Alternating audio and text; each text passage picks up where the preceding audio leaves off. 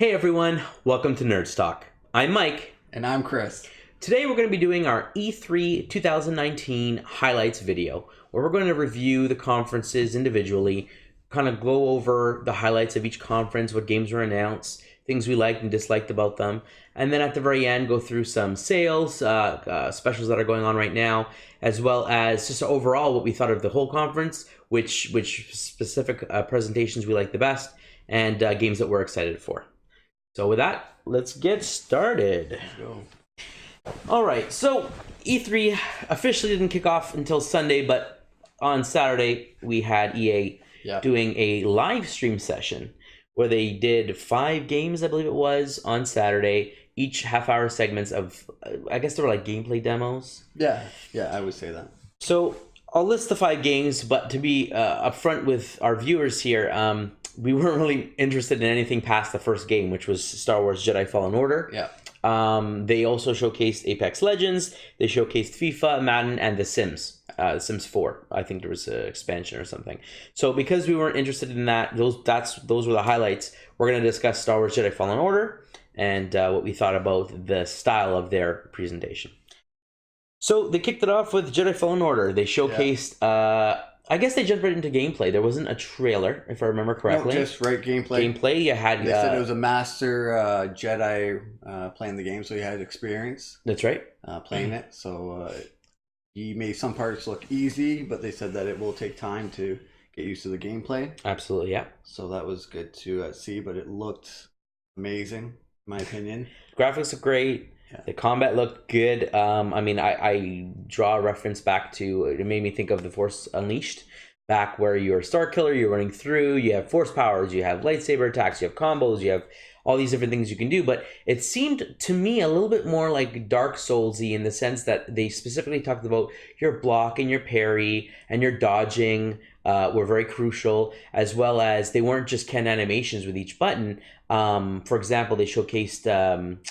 Cal Kestis force pulling someone towards himself and impaling them, but then in another area they force pulled them and dragged them over in front of a bullet, freezing them. So there's a lot of things you can kind of, I guess there's a force pull power, but what you do after you pull the person is completely up to you. It's not just a canned instant stab animation. So I like that. There seemed to be a little white stamina bar, it looked like, under his health as he was doing stuff, using force, doing flips and doing things. So again, reminding me a little bit of like that From Software kind of like, you can't just spam attack buttons, you have to utilize your stamina or agility. Whether that is exactly what that white bar was, we'll have to wait and see. But it definitely looked interesting. It definitely looked like you had to take each battle a little bit more strategically. We saw him get low on health in a couple areas. He was fighting a Purge Trooper at one point, and like you said, he was making it look easy. But then the Purge Trooper came a couple times and started beating on him, and he was getting low health. So I'm like, okay, so it looks like it's, again, not just, your lightsaber is a lightsaber, you can cut guys in half.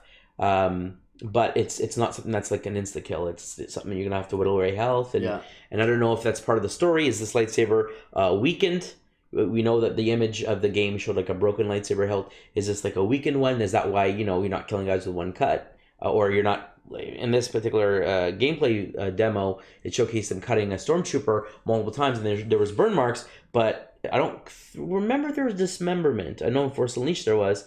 I don't remember if there was in this one. Did you recall that? I don't recall any happening on the trailer. Yeah, so the gameplay. Sorry. But, I didn't see it. So either they just don't have it in the game, or they, maybe it's story driven. It's the weaker lightsaber. He's still in training. He's on a full Jedi Knight, so is not using the lightsaber as proper as he could. I don't know the story details, but they definitely drew a huge emphasis on story. Yeah. They said, it's a canon story. It's very important to them. They didn't want to divulge any details. As much as the interviewee Greg was grilling them about story and stuff, it was funny. They basically said, we're keeping it close to our chest. We worked really hard with Lucasfilm on it. Overall I was excited. I thought it looked cool. The character variation looked great. It's Respawn, so we got some Titanfall wall running, we got some flips, we got some different force powers. It looks like there's a skill tree, which they didn't show us, but it looks like there'll be a skill tree that you can upgrade, and maybe you can focus on what powers you want to upgrade. Maybe there's some new abilities. They definitely said there's no dark side, light side choices. Yeah, you are a they Jedi. were definite about. They answered that right away. That's when it. Ray asked them, So like, no. Yeah. Right. He's like, okay. Yeah, this is the story we want to tell. This is what you're going. Yeah. Force Unleashed, they had a canon ending, and then they had an alternate ending depending on if you went light or dark. The same with KOTOR, Knights of the Republic. Loved it. The canon ending on the first one was light side choices, Yeah. but it still had a cool dark side ending, and I like that ability to like play the way you want to. But in this case, it's like, no, you're not being your own character. You are being Cal Kestis. You're playing through his story, just like you'd be watching a Star Wars movie. So I appreciate that. I like story driven games. So I'm really, really excited for what the possibilities are here. Yeah. Based on the timeline, it's after Episode 3. During the after Order 66, Jedi's are being hunted down and essentially being purged from the galaxy. Yeah.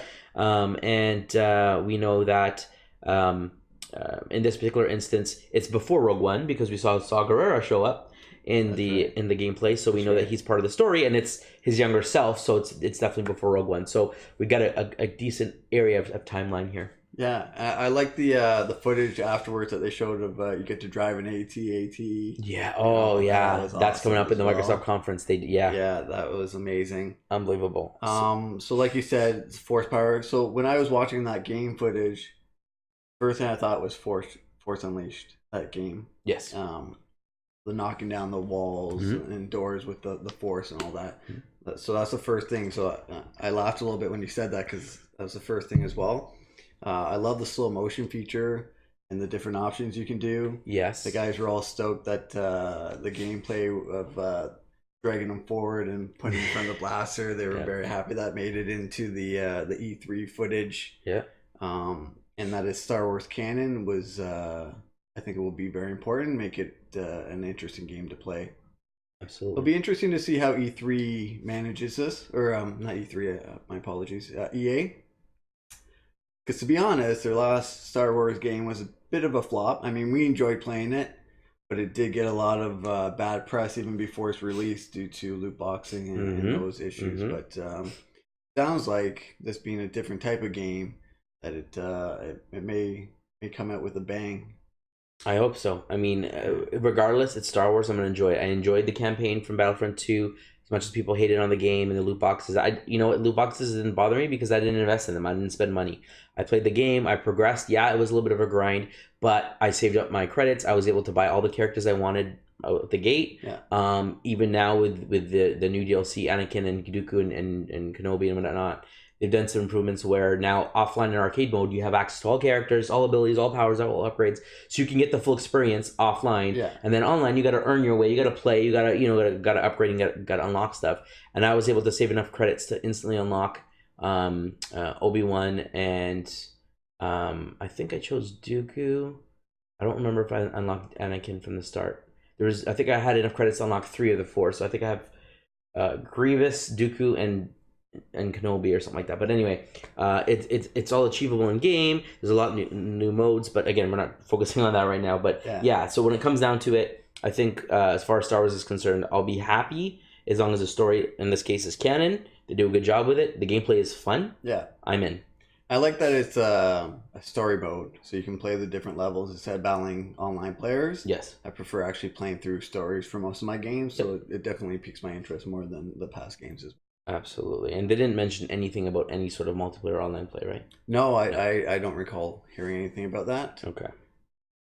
Yeah, and then they basically had the interview thereafter, some joke comments, and then they switched over to Apex Legends, and that's where we kind of fell off. So overall thoughts on their conference. Did you like the style of, there was no conference, it was just, here's the game, here's some gameplay, ask us some questions, move on. Do you like that style? Do you think that I mean, I can understand them not being part of the E3 week and doing it before, but yeah. I wasn't impressed. Me neither. I prefer the actual conference style, showing a bunch of trailers, what they're working on, getting some feedback from the production crews.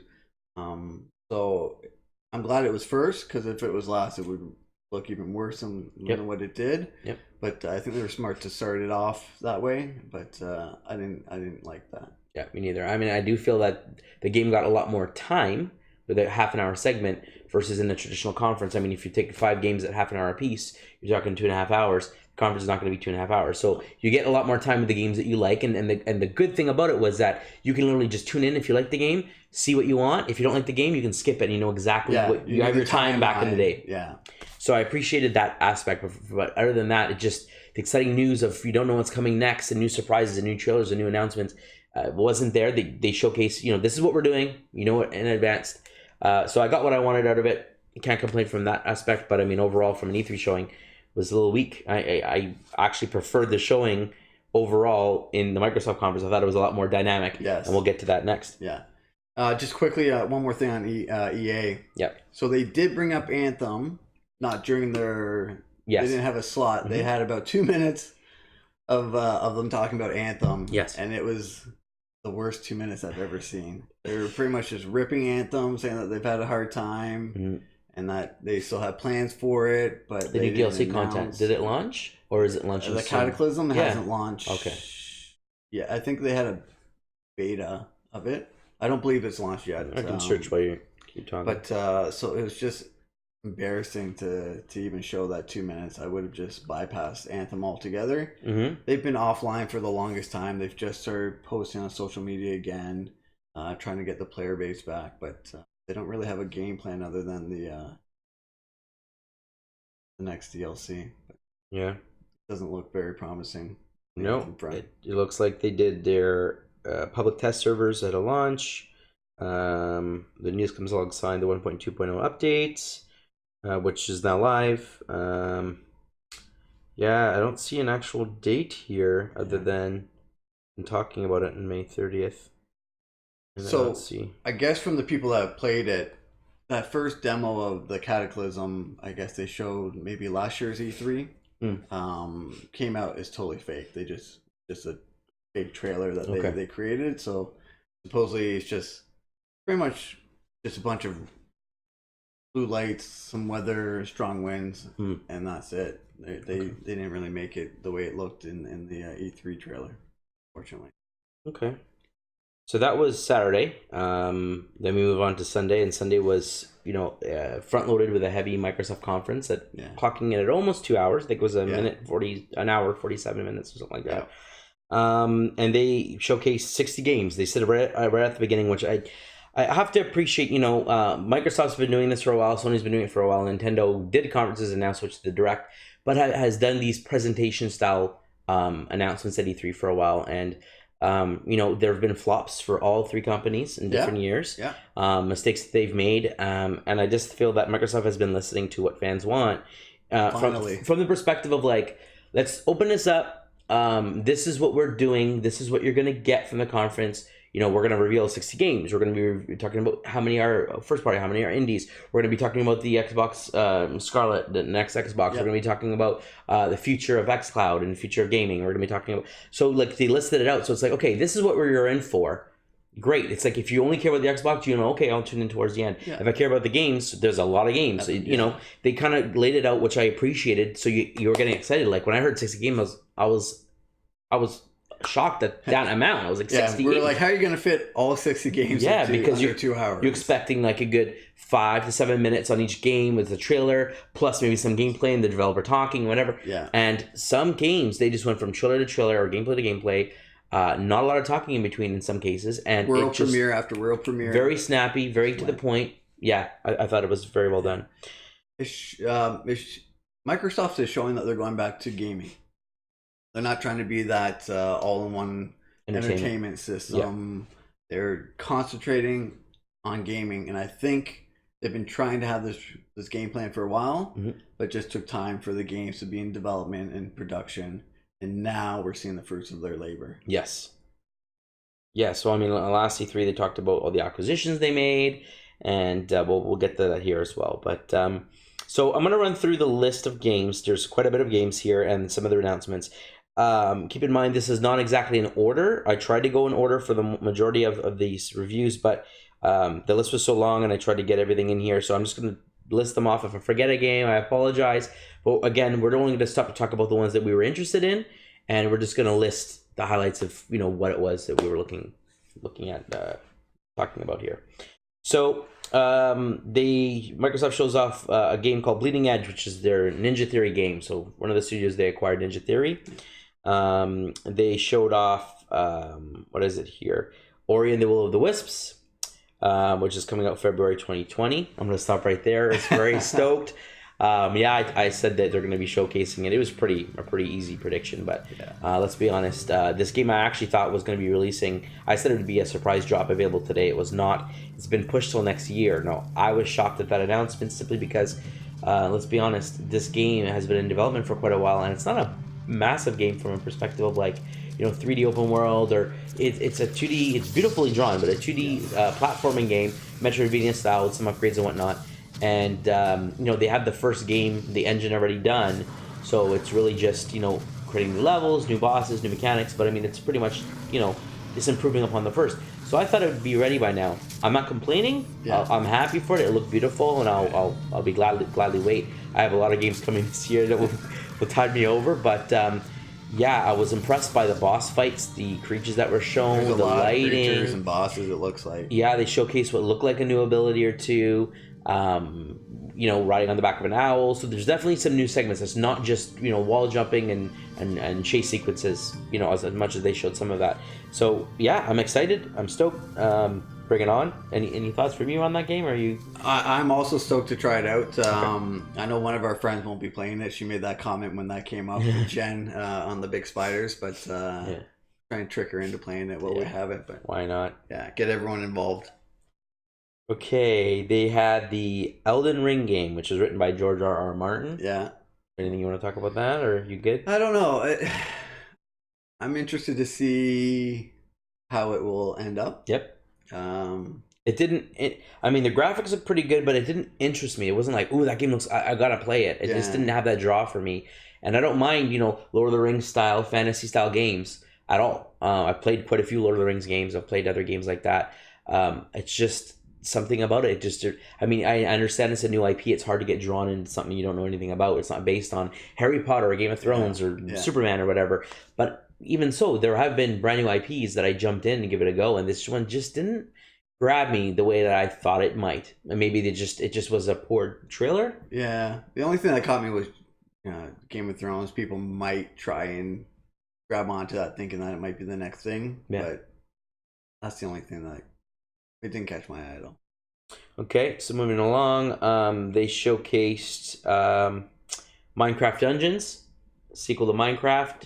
My son's excited for that. It looked pretty cool. Yeah. With abilities, and it basically looked like an RPG. Yeah. Action RPG. Yeah. You get upgrades, you get abilities, items, all that kind of stuff. You're going through the different levels. You know what? I've never been a Minecraft person, but to be fair, I've never really played Minecraft. I've played other games like it, sandbox games. Ark Survival comes into mind, and that's prettier graphics. There's dinosaurs. It's a different game, but essentially you collect materials. You start with nothing. You start building, and you build better tools, and you upgrade. So it's the same style idea. But I guess when Minecraft came out, it never caught my eye. I guess I was too old for it at the time. And I know a lot of older people who enjoy it, so I don't mean that as a slight to anyone who enjoys it that is older than myself. But it just never caught me. But for some reason, the game style of this Minecraft Dungeons does look interesting. Yes. I was intrigued. I don't think I'll buy it day one, but if it's on sale and I have nothing else to play, I might jump in. It looks like a fun little game that you can just pick up and come in and out of if you're in between games. Also, like I said, my son's very excited for it. I was looking through some trailers from Microsoft, and he just happened to walk by. He did the look over and then right back over. He's like, "Is that Minecraft?" It's like, "Is that a new game?" So he's very excited, asking when it's coming out and everything, and watching it over and over again to see the different little tidbits I might have missed. Perfect, and that's the what you bow want. and arrow and all that stuff, and the different weapons that you can get. But he was excited by that. And that's the goal. I think their target audience is the younger demographic. Yeah. Anyone can play it. Let's be honest. I enjoy RPG games. I enjoy action adventure games. I enjoy puzzle games. I enjoy platforming games. I enjoy a wide variety of games. I think the only games that I'm not a huge fan of are the standard sports games. Unless Mario's in the title, that somehow they just make the games a lot more fun. Yeah. And racing games. And even fighting games. I enjoy the odd fighting game here and there. Street Fighter. what's it called, Injustice, things like that. Yeah. You know, with a good IP, I've jumped in and enjoyed myself. Smash Brothers, I'm a huge fan of, but again, there are just certain games that just don't draw me in, and this one did draw me in, but the IP just wasn't one that was like a day one buy for me. Yeah, same here. It's a sale game. Yeah.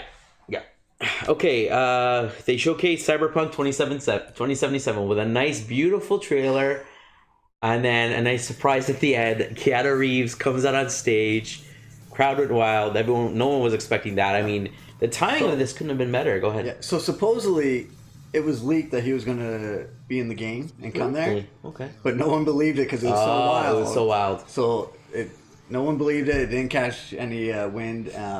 So supposedly it was out there before, but it was just so out of everyone's mind that no one believed it. So. But I mean, the timing, like I said, is perfect with John Wick 3 coming out. Excuse me, him being a very popular. I wouldn't say popular actor in the sense like, you know, he's the best actor out there, but I mean a popular action star at this moment in time with the John Wick trilogy, and then, you know, him going back to doing Bill and Ted, and now he's doing the Cyberpunk thing. It's like he's that action star that, you know, so many Bruce Willis was back in the day and all this kind of stuff. He's like the thing that's in right now. Yeah. So it just worked out. Like the Cyberpunk game is coming this year. It is 2019, right? Yes. I got that right? Yeah. Yeah. Keanu Reeves is in it. He's in the story mode. Cool. That's great. He came out, showcased it. Yeah, that's right, because he showed the release date. Yeah. So yeah. Was it 2020 or was it 2019? I didn't write that down. 2019. I'm pretty sure it's I'm 2019. trying to remember when, sorry. I want to say it's November, but it could be September. A lot of games are coming out in November. Yeah, it's going to be a very busy time. You look that up. I'll quickly look so it was a great moment. A lot of people were going crazy. I remember some people interrupted. He says the game is beautiful, and they're like, "You're beautiful." He says, "No, you're beautiful." So it was pretty fun. They had a great time. It's April 2020. It is April 2020. Okay, so there we go. So it's 2020. But I mean, the game looks phenomenal. I've never played the Cyberpunk game. This one actually intrigued me to the point I was like, well, you know, I like the RPG elements of upgrading, skill trees, that kind of thing. Cybernetic implants, you can upgrade, you know, all abilities like hand swords and stuff. I'm like, it looked pretty interesting. The graphics are great. It's something that I might definitely. I'm interested in trying. Again, I don't think it'll be a day one purchase, and that's just unfortunately, you know, the games nowadays, what they cost, you just can't afford to buy every single one. Yeah. But it's definitely something that if it goes on sale, I'll definitely be tempted to jump in on board. I think I pre-ordered it, so this might be a day one game for me. So we'll have to test it out. But there you go. We'll have to swap games. Here's the game I bought that you didn't buy, and you can swap. So that works out. Save us some money. Absolutely. Okay, we had a Lego expansion for Forza Horizon 4. Yeah. They showcased that. Everything is awesome, and the Lego cars, and I thought it was cute. I'm not a Forza fan. I'm not a realistic racing game or racing sim. So, but I mean, the Lego thing was cute. If I was into racing, I'd definitely jump on. I love Lego. I love the Lego brand. Yeah. So I thought that was a cool way of like, hey, let's add it. I think before they did a Hot Wheels thing in a previous game. I think they also did a Fast and the Furious thing with a previous entry. So I know they have a lot of DLCs. They do a lot of collaborations. Like certain cars, movie cars, or different so collaborations. it's a cute partnership. Something nobody expected. Lego with like realistic car physics and stuff. Oh yeah, okay. I could see this bringing in younger generation of people. Yeah. And then hey, they get hooked and then they want to buy the games as they grow up. Exactly. Graphics look phenomenal. Yeah. So I mean, great for those who like racing. Other than the fact that it was Lego, I'm still not a Forza guy. I'm like a Mario Kart guy, so I prefer the arcade racing games versus the realistic simulation. Yeah. I used to be into racing games like Gran Turismo and stuff like that, but fell out of it very quickly. It was repetitive for myself, so it's just. I mean, they look beautiful. They do. The graphics are beautiful. Style's nice, but there's only so much you can do in those type of games as well. Exactly. So unless you're like a huge car buff who wants to collect the cars and that's your thing, then that's for you, right? Yep. So we'll move on from there. There was a different Lego game that we'll bring up later that I was more interested in. Yes, we'll get to that. So I'm going to jump ahead here because, again, this is not in order. I'm going to talk about the fact that they announced that they're purchasing Double Fine Studios, so another studio acquisition. Double Fine is the maker of Psychonauts. They're the maker of Broken Age and the guitar playing game. What was that? Brutal Legend. They made those games, and so Tim Schafer being the head, he came on stage, made some jokes about like, "Hey, we'll do stuff for Excel for you. Anything you want. We're here for you. We're your guys." But yeah, and then the announcement of Psychonauts 2, which apparently is not going to be an exclusive. It will be because of the agreements before they got acquired. This game is to release on other platforms. So it'll still be coming. But going forward, everything will be exclusive. Yeah, some exclusives. So I mean, hey, that's great for them. I mean, I've never played Psychonauts. I know it's like again, it's like a platforming game with abilities. In this case, there's what do you want to call it? Like psychological mind controlling kind of powers.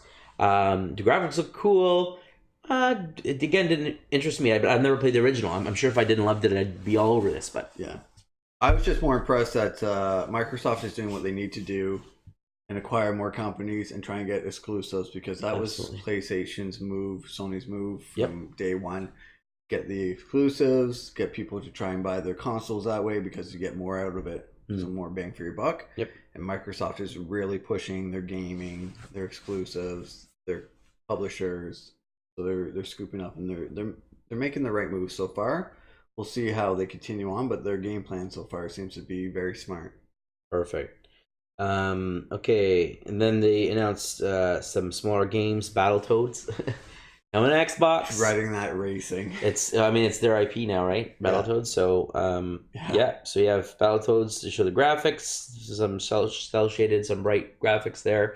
It looked like Battletoads. They had the racing segments. They had this. I mean, it doesn't look like it'll be as difficult as the originals. I think again, I made a comment. The racing section was, instead of it being side-scrolling, you kind of see what's coming ahead. Yeah. So you have a little bit more time to prepare and figure out where you're going. But at the same time, I'm like, it was Battletoads. You have your fighting sections, you have your racing sections, you have that kind of stuff. So I'm like, if you're a Battletoads fan, great. I'm sure you're excited. Yeah. I tried the originals on SNES when I had it. Didn't like it. Found them really difficult. Wasn't my thing. Yeah. So, not enjoyable. Yeah, not really. I mean, it's great that they're bringing back old IPs, but this wasn't anything that was like, yeah, I'm in. Yeah. Okay, we'll keep going on. They talked about let's jump in here. So they did a Star Wars Jedi Fallen Order trailer, and this one was an awesome trailer. Beautiful, like we mentioned, the AT-AT is covered in moss. And I thought it was like, oh, this is a trailer. No, it's gameplay. He's there in the water, he's climbing up, and I'm like, he gets inside, he's piloting it. I'm like, awesome. Like, this is great. Like, they have this. It's not just levels, like Force Unleashed, levels, fighting bad guys, getting upgrades, doing the same thing, beat 'em up style, essentially, with some story cutscenes. That's in there. But there's also, vehicular combat. There's like these big, what look like orchestral design levels. These massive landscapes to go through. Yeah, it seemed like you had more small quarters. You weren't as guided as other games. It seemed like you had a wide range that you can kind of make your way to the end point. But there's different paths that you could take. Absolutely, and I wouldn't be surprised if they didn't have some sort of ship battle. Level mission. They got to. At this point, if they're doing AT-ATs, they're gonna. It's not just gonna be on land. You probably get in a plane for a mission and do some stuff. So I mean, it looks great. I mean, there's nothing else to say than the stuff they showed in the trailer. Just some more tidbits. It looked amazing. Yeah. They said that the health will come from the robot. Oh yeah, they talked about that. You want, but there'll be a limited amount that you can use. So it's an ability that you use, but they said that it can be interrupted, so like you need to find a safe spot. So again, very Dark Souls or Bloodborne or whatever from software you're talking about, where it's like, you can heal, but vulnerable. You can't just heal because it's not like an instant heal. It's like it's an animation. Shoot it out, grab it, inject yourself with the stimulant, basically the stims in Star Wars, and get your health back. So it's like in the one part in the gameplay on the EA gameplay demo, they showcased him putting a Perch Trooper, him going behind this like wreckage or this little thing to pop the health and then kind of come back around again. So again, I'm like, great. It's not just like Force Unleashed was great. I love it. I still play it to this day. But that was like, pick up a health pickup or have regenerating health, whatever. This is like, no, you got to think about when you're going to use your health. You have a limited amount. When you're going to use, I'm sure there are going to be stims for like extra energy or extra agility or whatever it is. And when is the right time to use it? So that's right. You have to strategize. Do I go into this battle? Do I back out of it? Do I find a safe spot to go back in? When to engage, when to not engage? So it'll be more strategic as well, which is amazing. I'm hoping so in regards to like the ability tree, they showcase force powers and stuff. I hope that some of them is like upgrading your droid. Like you can use them, like send them out to shock someone, sort of like in Battlefront 2, where you can send them out, you can attack or you can hack stuff or you can whatever. Yeah. I'm like, that'd be so awesome. Because it shows them like, cinematic style. Like you go in there, he goes to the door, opens the door, whatever. But I'm like, he's shooting out health packs for you. It'd be cool if there's certain abilities you can upgrade where it's like you send him out while you're fighting, he gets behind someone and shocks them or like does something. Support battle. That'd be awesome. Yeah, you're in a large group. He's out there with you if you want. That'd be So awesome. special. Yeah. Okay, so they showcased that. They showcased Flight Simulator. Beautiful opening. I was impressed. I was like, wow, this looks amazing. And then I thought, I was like, oh, is this Top Gun? What is this? What's going on here? Yeah. And then it was Flight Simulator. And I'm more of an action flying kind of game. So Ace Combat was the last like flying game that I played besides Star Wars Battlefront. Yeah. You know, fighting, shooting, that kind of thing is more interesting to me. But how beautiful this game looked. You know, it's a peaceful flying simulator is what it looks like. And I'm like, it does exactly that, and it looks like it's doing it right. Yeah. I mentioned on the stream that I thought they'd be remiss to not have a VR mode. Yeah. For you to be in your plane, you literally have all your instruments, you're flying it, you're the pilot, it's a simulation. For you to have the VR headset to be able to look through your cockpit, look outside and stuff, that would just be the cream of the crop. Like I would play it if they had that. If they had that, I would play it. And I'd be like, I definitely want to give it a go. Yeah. Yeah. Yeah. That would But be the as it selling is point right now, if it's just me on my controller, I don't think I'll wait till it's free for one of the Xbox Gold. That. It'd be cool to experience, but maybe just one flight. And it's not a game that I'd like, let's beat every mission. It's something that I'd probably break out to showcase my father when he came over and be like, oh, that looks cool. Oh, that's a video game. Yeah. Because it's so pretty. Yeah. I'm sure on, you know, the Xbox One X, 4K TV, whatever, it'll be phenomenal. But if you're not into that flying thing, you don't have a joystick, you're not into that whole experience, then, you know, it's a pretty game, but it is really, most flights should be just pretty easy going, right? So like, I'm sure they'll have weather turbulence conditions, and stuff, turbulence, all that kind of things, but yeah, so that was cool. Let's keep going down here. I skipped over something here. I said out of order. Okay, there we go. Age of Empires 2, the definitive edition. I love this game on PC. Don't know how well it'll play on Xbox with the controller. I've never been a fan of real-time strategy games on, you know, on a console. Yeah, it's limited. You want to point and click where you want to go. You want to be able to build multiple things. Having the mouse and being able to move all around everywhere makes more sense. With the mouse. Way quicker. Yeah, the keys. But I mean, it's a beautiful game. They're redoing, you know, upping the graphics and probably having all the expansions in it. So I'm like, you know, I enjoyed the game. Yeah. Again, I don't think I get it on console, but the fact that, you know, they did announce, I guess I can get to that now. They talked about Xbox Game Pass Ultimate, which basically gives you Xbox Live for the year. It gives you Xbox Game Pass subscription on Xbox, and now they include an Xbox Game Pass subscription for PC. Yeah. So that means that this game potentially can be available on your PC or your Xbox. Yeah. So if you're one of those ultimate owners, you get the game for Xbox, you can still play it on your PC, and away you go. So it's a great opportunity for those kind of games to be played on whichever platform. Exactly. Some games you'll enjoy doing on your PC, so you have that option. Some on the Xbox, and with this pass, you can play all of the gambit of games, and you can choose which platform you want to play it on, which is really smart on Microsoft's end. Okay, so and then they showcased at some point here they showcased a Blair Witch game, which looked like Alan Wake. It started off and it was like, oh, flashlight driving the car. Is this Alan Wake? And then no, it turned out to be a Blair Witch game. So I thought it was very interesting. No one's really tried to make a Blair Witch game before I can recall. So it actually looks like a game that will scare people, or has the possibility of actually scaring people. Yeah. Similar to the movie. So with the camera, I thought that was a good feature as well. I'm not sure if you'll be replaying the missions or different missions through the camera or changing it that way, but it'll be interesting to see how they create that movie atmosphere in this game and make you able to play it and be a part of it. Absolutely. So yeah, they showcased that. I'm not a fan of horror games, so like Resident Evil and stuff. I know there's a huge following. I've just never been a horror fan, so I'm no interest for me. But it looked pretty. My wife visual. likes horror movies. I dislike them, so she'll go watch them. I'll go watch a comedy or something, and oh, there you go. Yeah. So gaming wise, I'm not a huge horror playing guy as well, but it looks interesting. They showcased this deer game called Way to the Woods. Okay. Being an indie game, I thought it looked interesting. I'm a fan of indie games. I like a lot of these new, you know, artsy style games, and a lot of the times I'm actually pretty pleased with, you know, $10-15 price tag and the kind of a gaming experience you get out of it. So depending on the price of the game, you know, it's a game that I would definitely like to try. You know, whether I wait for it to be, you know, free on Xbox Live Gold or whether I wait for a sale for it to be $3, $5. We'll have to wait and see. But it's definitely a game that kind of falls in my wheelhouse. I like those those interesting, animalistic kind of weird artsy style games. There was that game Fee or Fae that was released on the Switch this year and whatnot, and I haven't played that one yet. But again, those kind of weird games, Ori, have these weird atmospheric story to tell. Yeah. It's something I'm interested in. Do you think this one will be like a puzzle type game? I know the antlers lit up and there's different It abilities. seems like in it, there's but- puzzle solving in the sense of like, you're in a room, what you do, and in one scene it showed it like cracking the glass, and one scene it showed it like breaking a soda machine. What's the bottle food, for? yeah. So it looks like there might be some puzzle style elements of like, you need this item to get this, to open this, to kind of figure out where you're going. But I mean, it's clearly telling a story of some sort. Is this apocalyptic world? Is this, we don't know. I mean, it's going in subways, it's going in human world, but you don't see humans around. You see, fish swimming around in a subway floor, but there's no real water there initially. So it seems like it's a little bit more of an artsy game, but at the same time, I'm like, I'm intrigued. Nice. We'll see what happens. Yeah. I'd like to see more about it and hear more about it. I wasn't really sure what the gameplay would be like, or what the goal was, or what the point of the game was, but it did look beautiful. Absolutely. So. And then they had some shooter games. So they had Wasteland 3. Yeah. Okay. They had Crossfire X.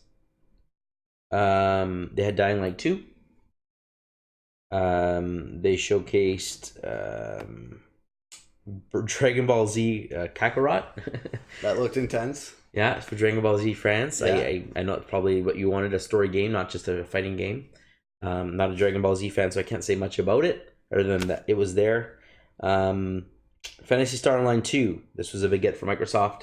Huge following in Japan. A lot of people here are interested in that. I guess it was sort of like the starting or the beginning of the MMO style experience, before World of Warcraft and all that kind of stuff blew up. But a lot of people are excited for that. Again, nothing that intrigues me, but I mean, it's definitely a great get for Microsoft to have. And Microsoft really, I believe they said it during their conference as well, that they're trying to make games for everyone.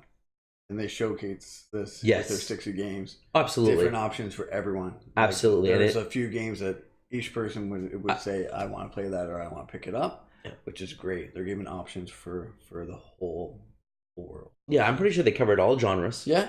I've seen puzzle games, I saw shooters, I saw top down, I saw first person, I saw, like, you name it. Like, they had all genres covered, they all types of art styles covered, from 2D to 3D to like realistic to artsy cartoon to shelter. Like, they had the gamut. It was there. Yeah. They had older stuff, mature stuff, they had kids stuff. Like, it was just like, you want games, we've got it. Like, doesn't matter what you're into, you got it here. And I like that message, Yeah, one-stop shop.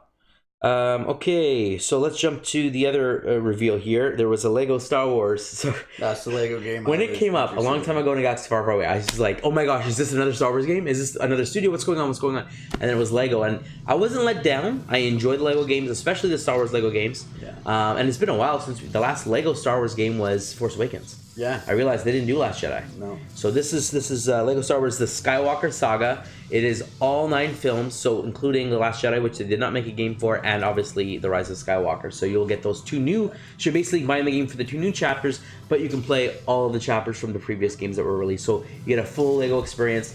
It looks like they're sticking with the original, no voices. Because the Star Wars started off with just the mumbles and the grumbles and stuff. So it looks like they're keeping that. I didn't see any part that there was voices, which is fine. Yeah. The same humor, but the graphics are updated. The controls are probably updated from the old games to match the new style. It's interesting. I mean, I'm in. I like it. Yeah. So I was lucky. I played it, but I didn't actually buy any of the games. Okay. So this will be a great opportunity for me to buy them all in one shot together, try them out, and enjoy it. I like the fact that I'll be able to start from the beginning and just work my way all the way through all the chapters until the end. Yeah. I believe it comes out after the new movie. Yeah, so it's next year, 2020. So they won't spoil anything. Well, is it after the new movie comes out December of this year? Yeah, you're right. 2020. Yeah. So mine's off. Yeah, you're right. It is after. So they won't spoil anything, which is nice. That way. It's summer. I think it's May. So they'll be able to put whatever they want into that game. Absolutely. Which is great. So Force Awakens was the last one I played, and with the Star Wars games, I like to unlock everything. Like in most Lego games, I try to go and unlock all the characters and all this stuff. It takes a long time. It's a grindy game. But Star Wars is just, I'm like, it's Star Wars, I gotta do it. Yeah. So I went through, unlocked all the characters, got the DLC, got all the characters from the old stuff, and it was great. Like having like Phoenix Squadron from Rebels in there, and having like characters from the Clone Wars and stuff like Jedi's I like Kit Fisto and Shakti and stuff. I'm like, this is great. So it's not just Force Awakens, you get content from characters from all the games, and this being the saga, you're getting every single character they've released in every single game, so you know it's going to be 200 plus characters, ships, vehicles, you name it. Like, it's all going to be in this game. So I'm like, it's going to probably take me a lot longer to unlock everything, but when it's done, You'll for have me, it all in that one. for me and my son to play it together, Yeah. great experience. Yeah, I agree. So yeah, that was great. Did I skip anything else here? We'll keep running down. They showcased, so they had a bunch of like indie games, kind of like and a scissor reel kind of showcased a bunch of games pretty quickly. One of them was this RPG Time, The Legend of Wright. It was like a pencil and paper hand drawn thing. Do you remember that? Yes. And it had like paper craft stuff on the outside, like a pencil, and it looked like a scoreboard with lights and stuff. It looked like it was made out of cardboard and paper and stuff like that. But then the actual world that was played in was like a notepad with drawn stuff. So I'm like, it looked interesting, but I didn't understand the gameplay. Like, is it like just puzzle solving? Is it like they showcase like a pencil drawing a treasure chest and then the guy opening it? But I'm like, are you just manipulating the real things to affect the world, or are you actually playing in the world? They didn't, from the trailer you couldn't tell. Yeah, it's so quick. Very artsy, very cool design.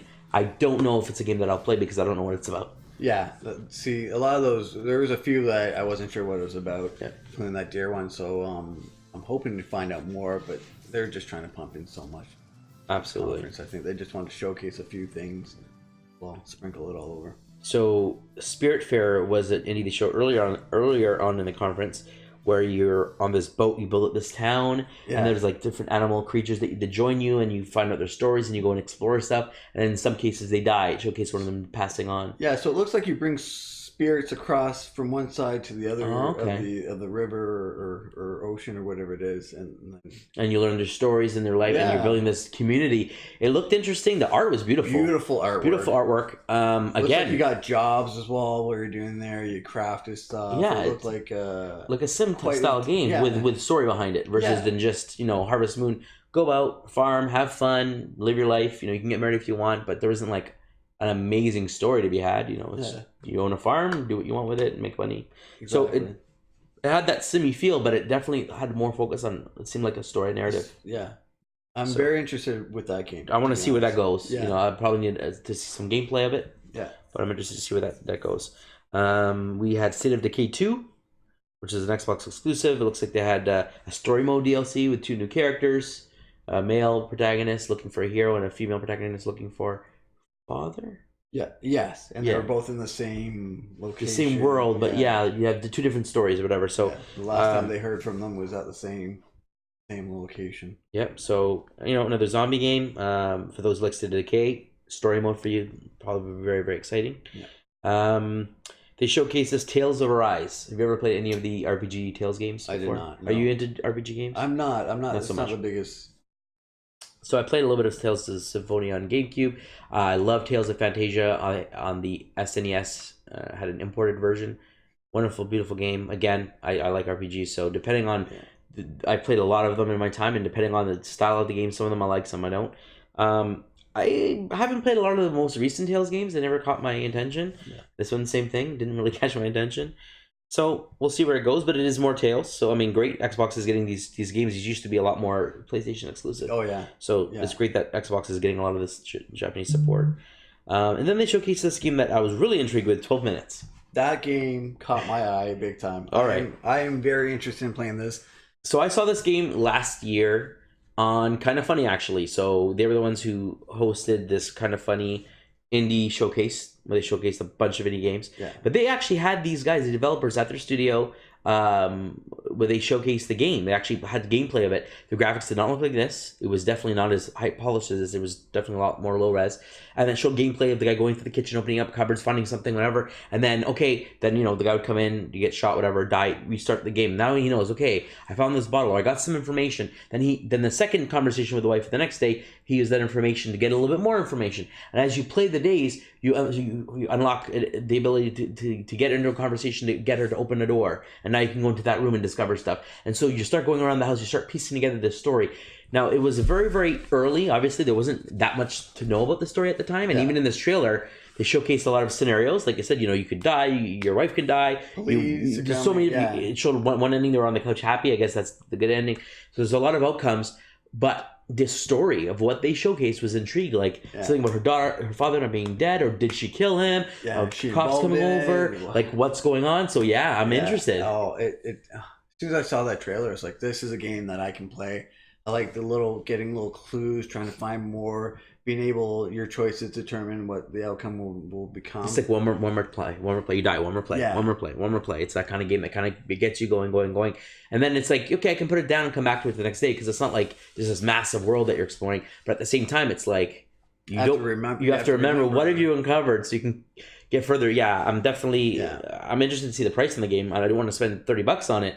But if it's a $12, $15 game, I'm in. Oh yeah, I pick it up right away. Yeah. So that was great. That was circled on my list to bring up. For sure. And then I only have a couple other things to bring up here, being the new controller and the Xbox Scholar announcement. Was there any other games that you wanted to talk about? Oh wait, Gears 5 and Gears Pop. Yeah, that's what I crossed over here. Yeah. Okay, so Gears 5 Bloodlines, they showcased an interesting trailer. Not so much gameplay, because they showcased last year. They did a lot of Gears. I guess it was a trailer. It wasn't gameplay, but they showcased a lot more Gears stuff last year, and this year was just a trailer. Yeah. Thoughts? I know you're a Gears fan. So. I am a Gears fan, so it kind of made me want to play the Gears from start again. Go through it. Yeah, which is so much fun. I like the little Terminator pre-order option. Okay, yeah, they do, which is nice. I love the plant the bomb, get out new feature. It just looks like a lot of mayhem. You're just trying to kill as many locusts as you can and get out. And so that new I like feature. To call it speed and violence, where That's you're just right. running as quick as you can and killing it as quick as you can. It definitely get out. Looked interesting, that mode. Yeah, going through different waves of enemies. It looks like. Yeah. You clear one door and you're on to the next bigger wave kind of thing. It's an expansion on the Horde mode that they developed earlier. I think it was Gears 3. Yes, Gears 3. So the Horde mode, and a lot of people liked it.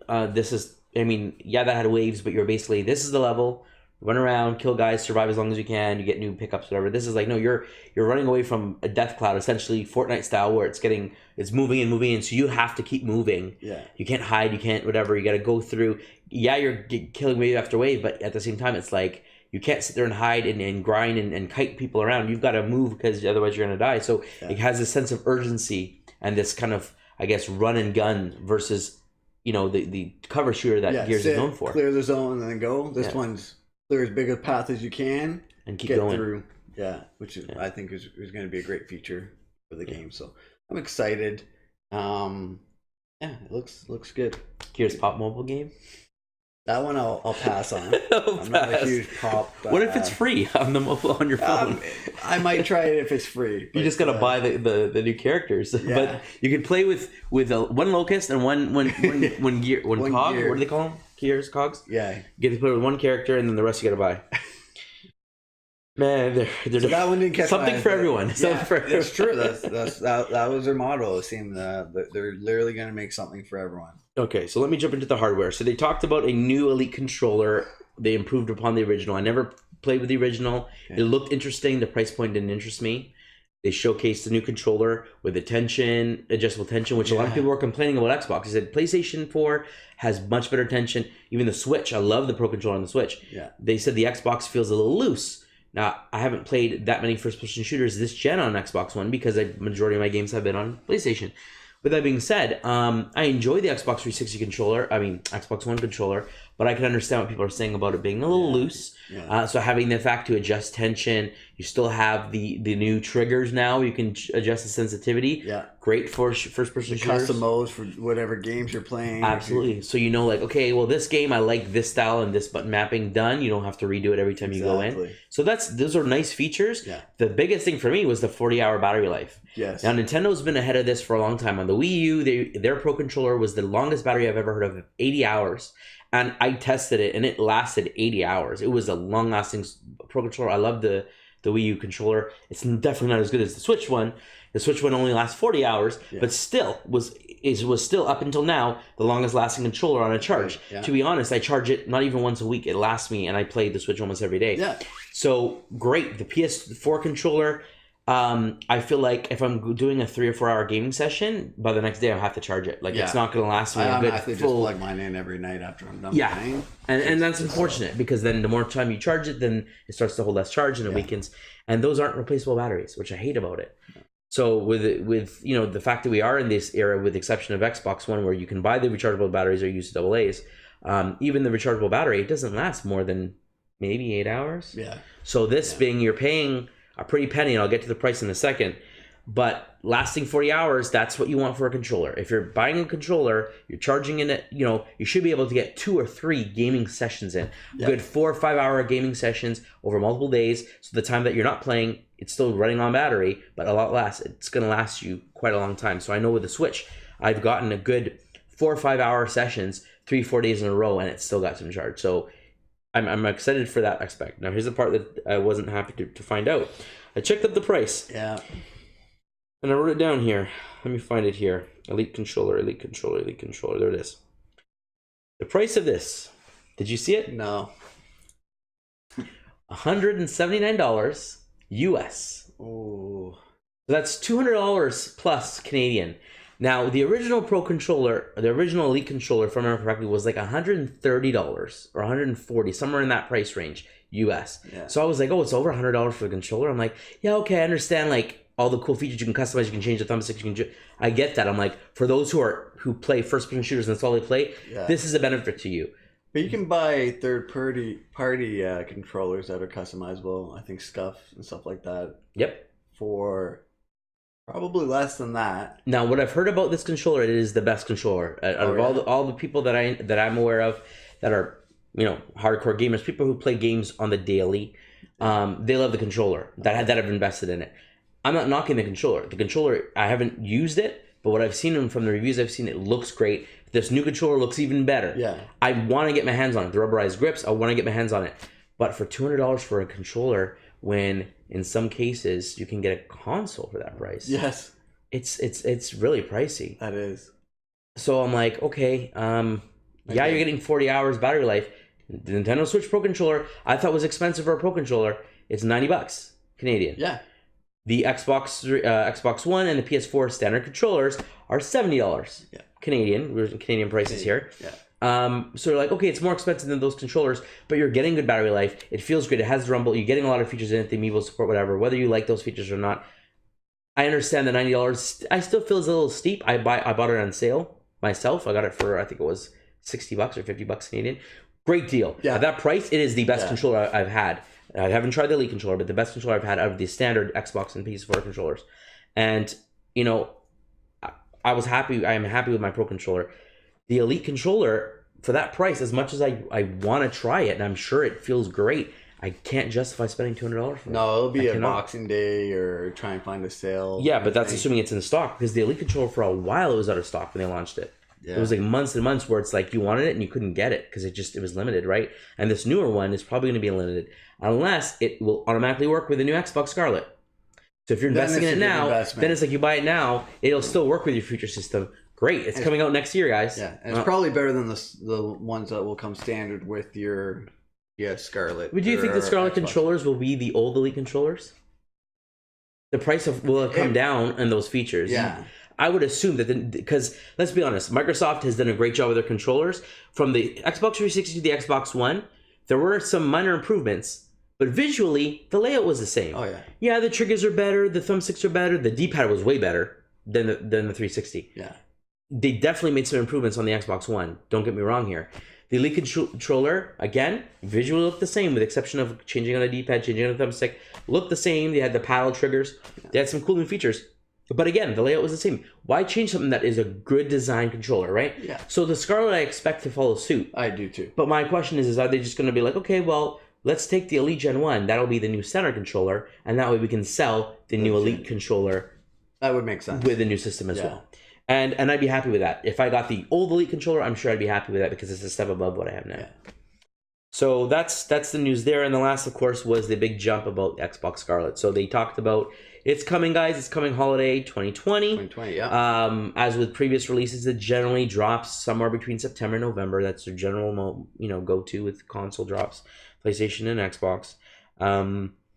They showed it's 4 times as powerful as the Xbox One X. Yep. They talked about ray tracing. They talked about 8K resolutions, and even more so, they talked about state. custom AMD, solid state drives, using the solid state drive as RAM, as extra memory. So that's Intel technology, Intel Optane memory. They talked about this that could be used as essentially storage. So they have these abilities to use these SSDs drives as storage for a system, or in this case, storage for extra performance. So that's great. Yeah. It's going to be a beast. I never got the Xbox One X because I didn't feel that I would appreciate the improvements, with only like what I expected to be an extra year or two life cycle on the Xbox. And I was right. The Xbox Scarlet comes out next year. Yeah. The Xbox One X has only been out for 2 years. At this point, I'm glad I didn't buy it. I will buy the Xbox Scarlet. They've already confirmed that the Xbox One games will work on Scarlet. Perfect. So it'll just be Xbox games will work on whatever platform you want. Yeah. It'll just be scaled to work better. Now, I'm pretty sure that at some point there will be games that will only work on Scarlet that will probably stream to your Xbox One. Yeah. And you can't, the disc won't work, but you have to stream it. So the backwards compatibility is there. Yeah. xCloud is there. They talked about xCloud, a little bit about it. Not too much detail that I thought they'd get into. But the next generation looks promising. We don't know the price. I'm hoping it's not $600. I'm hoping it's the $400. Those days of being $600-$700, I think should be behind the us. Xbox One X though was $500 plus Canadian.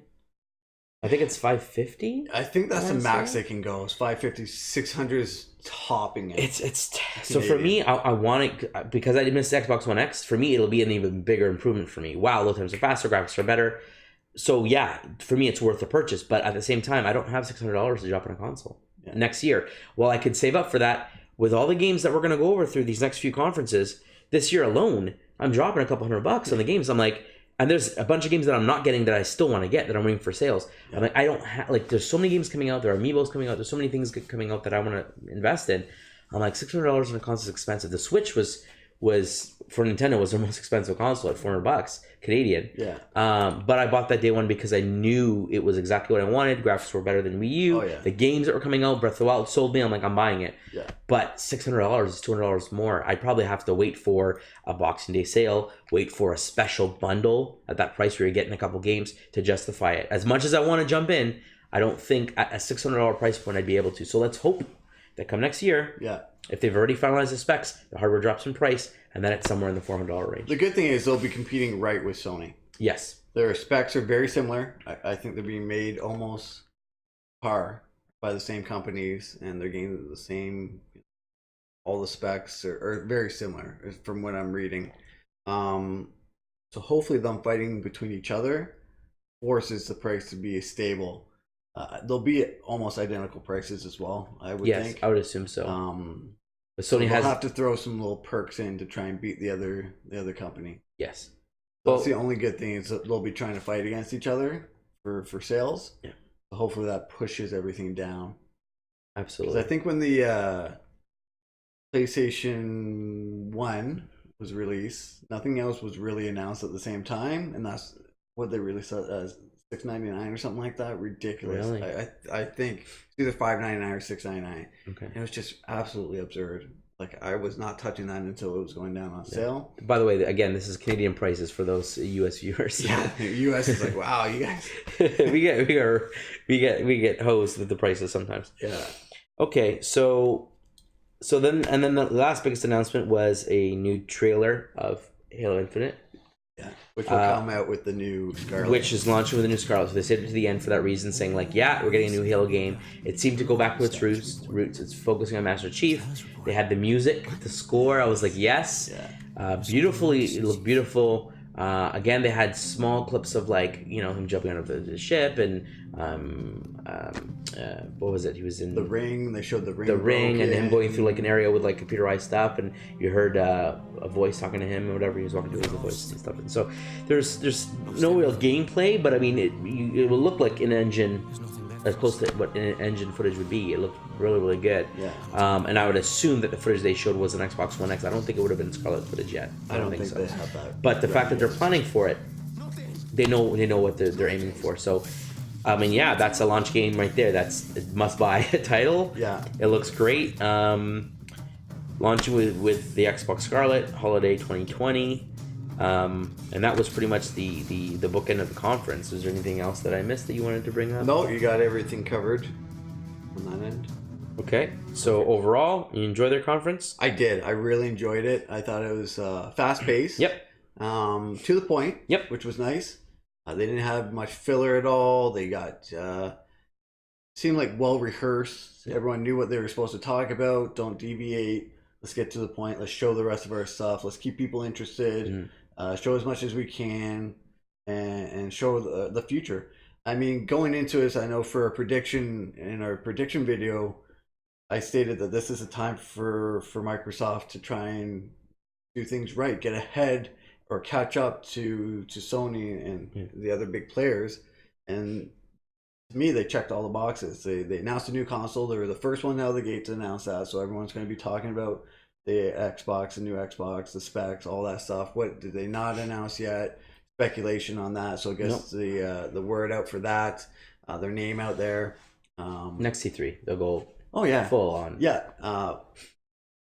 which I'll bring up after in a second. But the games, all the games that they announced, the acquisitions, which is great. So they really took up the opportunity to try and take advantage of Sony not being there. Do you think next year Sony will show up to E3? Yes, absolutely. Do you absolutely. think they lost out? I think they purposely didn't come this year because they didn't have much to announce. Yeah. And let's be honest, as far as first party titles, they had 3. Death Stranding was the one I forgot on our other E3 predictions video, and why we talked about them there. Death Stranding was the game I forgot. They had the Ghost of Tsushima and Last of Us 2. Those are the 3 big exclusives they have. Yeah. We know Last of Us 2 ain't coming this year. No. Death Stranding they announced with a release date of this year. Yeah. So that's coming, and so Ghost of Tsushima, I don't think has released it, or if it does, it's probably next year as well. I believe. So at this point, Sony's like, let's just buckle down. We got nothing our next console launches next year. It'll be at the same time as Xbox, more than likely. They haven't talked about specs. There was some leaked.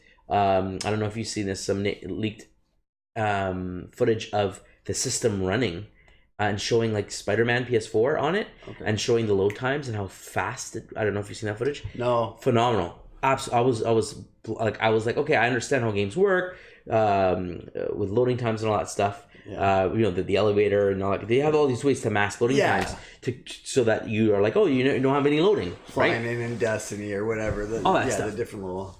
So in this particular demo, they showcase Spider-Man, the city of Spider-Man. You know, when you're swinging through like the city, as you start picking up speed, it gets a little blurry, so it's go a little bit faster. So they showcased the PS4 and they pushed it to as far as it could go. And the PS4 was going, it started speeding up, and it stopped and locked up the system. They then did it on the new but essentially it's PS5. Yeah. And the thing went so fast, it was loading things within milliseconds. Buildings. It was flying. It was so fast that it literally looked like a blur, but it wasn't. It was rendered buildings, and it was flying by, and I was like, wow. I'm like, it literally looks like the Flash was running. That's how fast it was moving. And it was no load times, no hiccups, no nothing. And it was going, and I was like, wow, this is phenomenal. I'm like, this is ray tracing. This is like all the new features. Yeah. I'm like, this is PS5. Xbox is 4 times more powerful than Xbox One X. They're going to have these capabilities. They talked about no load times, getting rid of load times. It's all about getting to your game as quick as possible, as seamless as possible. I'm like, that's what the feature is. It's not about the graphics look prettier. I'm sure they will be to a certain extent, but it's not about that anymore. It's about the gameplay experience. Fast load times, quicker saves, getting, respawns, all that kind of stuff is getting into your game as fast as possible and not having these masks over our eyes of these load times or these things that cause us to stop and take a break, from our gameplay. Yeah. So it's great. I mean, the future looks great. So Sony next year will definitely be, just no doubt about it. They're going to be at E3. They're going to blow out their PlayStation 5, talk about some new first parties, what's launching, all that kind of stuff. Yeah. But you know what? Last year they didn't do their PlayStation. What was it? The end of year bash they did it the last few years. I can't remember what they call it now. It's not State of Play. It's no State of Play just happened, right? No, it was a PlayStation. It was a PlayStation like conference for like the PlayStation fans. I can't remember what they call it. Yeah, it's skipping my mind. But they didn't do one this past December. But guaranteed they're probably doing this year because they weren't at E3. Yeah, to get things going, to like start the year off right, end the year, and kind of kickstart their next year, because next year is everything's dropping and E3's got to be huge for them. So they're probably going to start with that conference. Yeah, makes sense. Cool. So we wrapped up Microsoft. Let's move on to Bethesda. This one will be really quick. It wasn't a very long conference, and to be honest, it wasn't much that interests me. So I'll skim through the game. So they showed off a bunch of games. They showed off Fallout 76 stuff. They showcased Rage 2 stuff. DLC. They showcased Doom Eternal, the sequel to Doom. They showcased Wolfenstein Youngblood. Yep. They showcased another Wolfenstein VR project. Yep. Cyberpoint. Yep. Yeah. Pilot. Cyberpilot. They showcased a new IP, I believe it was. I didn't even write it down. Again, didn't. Oh, Deathloop. Yeah. Yep. Again, none of these really were like, oh, that's awesome, I want to play it. I've never been a huge Doom fan, so didn't really interest me. I mean, it's great. It looks beautiful. It's a very fast-paced game. I understand. Like, I played the original Doom on PC. Was never a fan. I did as well. So I understand, like, Doom being, like, that first-person shooter, the pioneer of that. I get it. Yeah. But I'm like, didn't interest me. Wolfenstein didn't interest me. Rage 2, Fallout 76, no interest for me. Yeah. Commander Keen, they announced this game. So I played this game on my PC, on my first PC back, Windows 95. And I remember having these old floppy disks with random shareware, and this was one of the games that was on there. And I played this game, and I remember getting far in it. It was really hard. Like, just each level was like maze and puzzle. I don't know if you ever had experience with the game. No.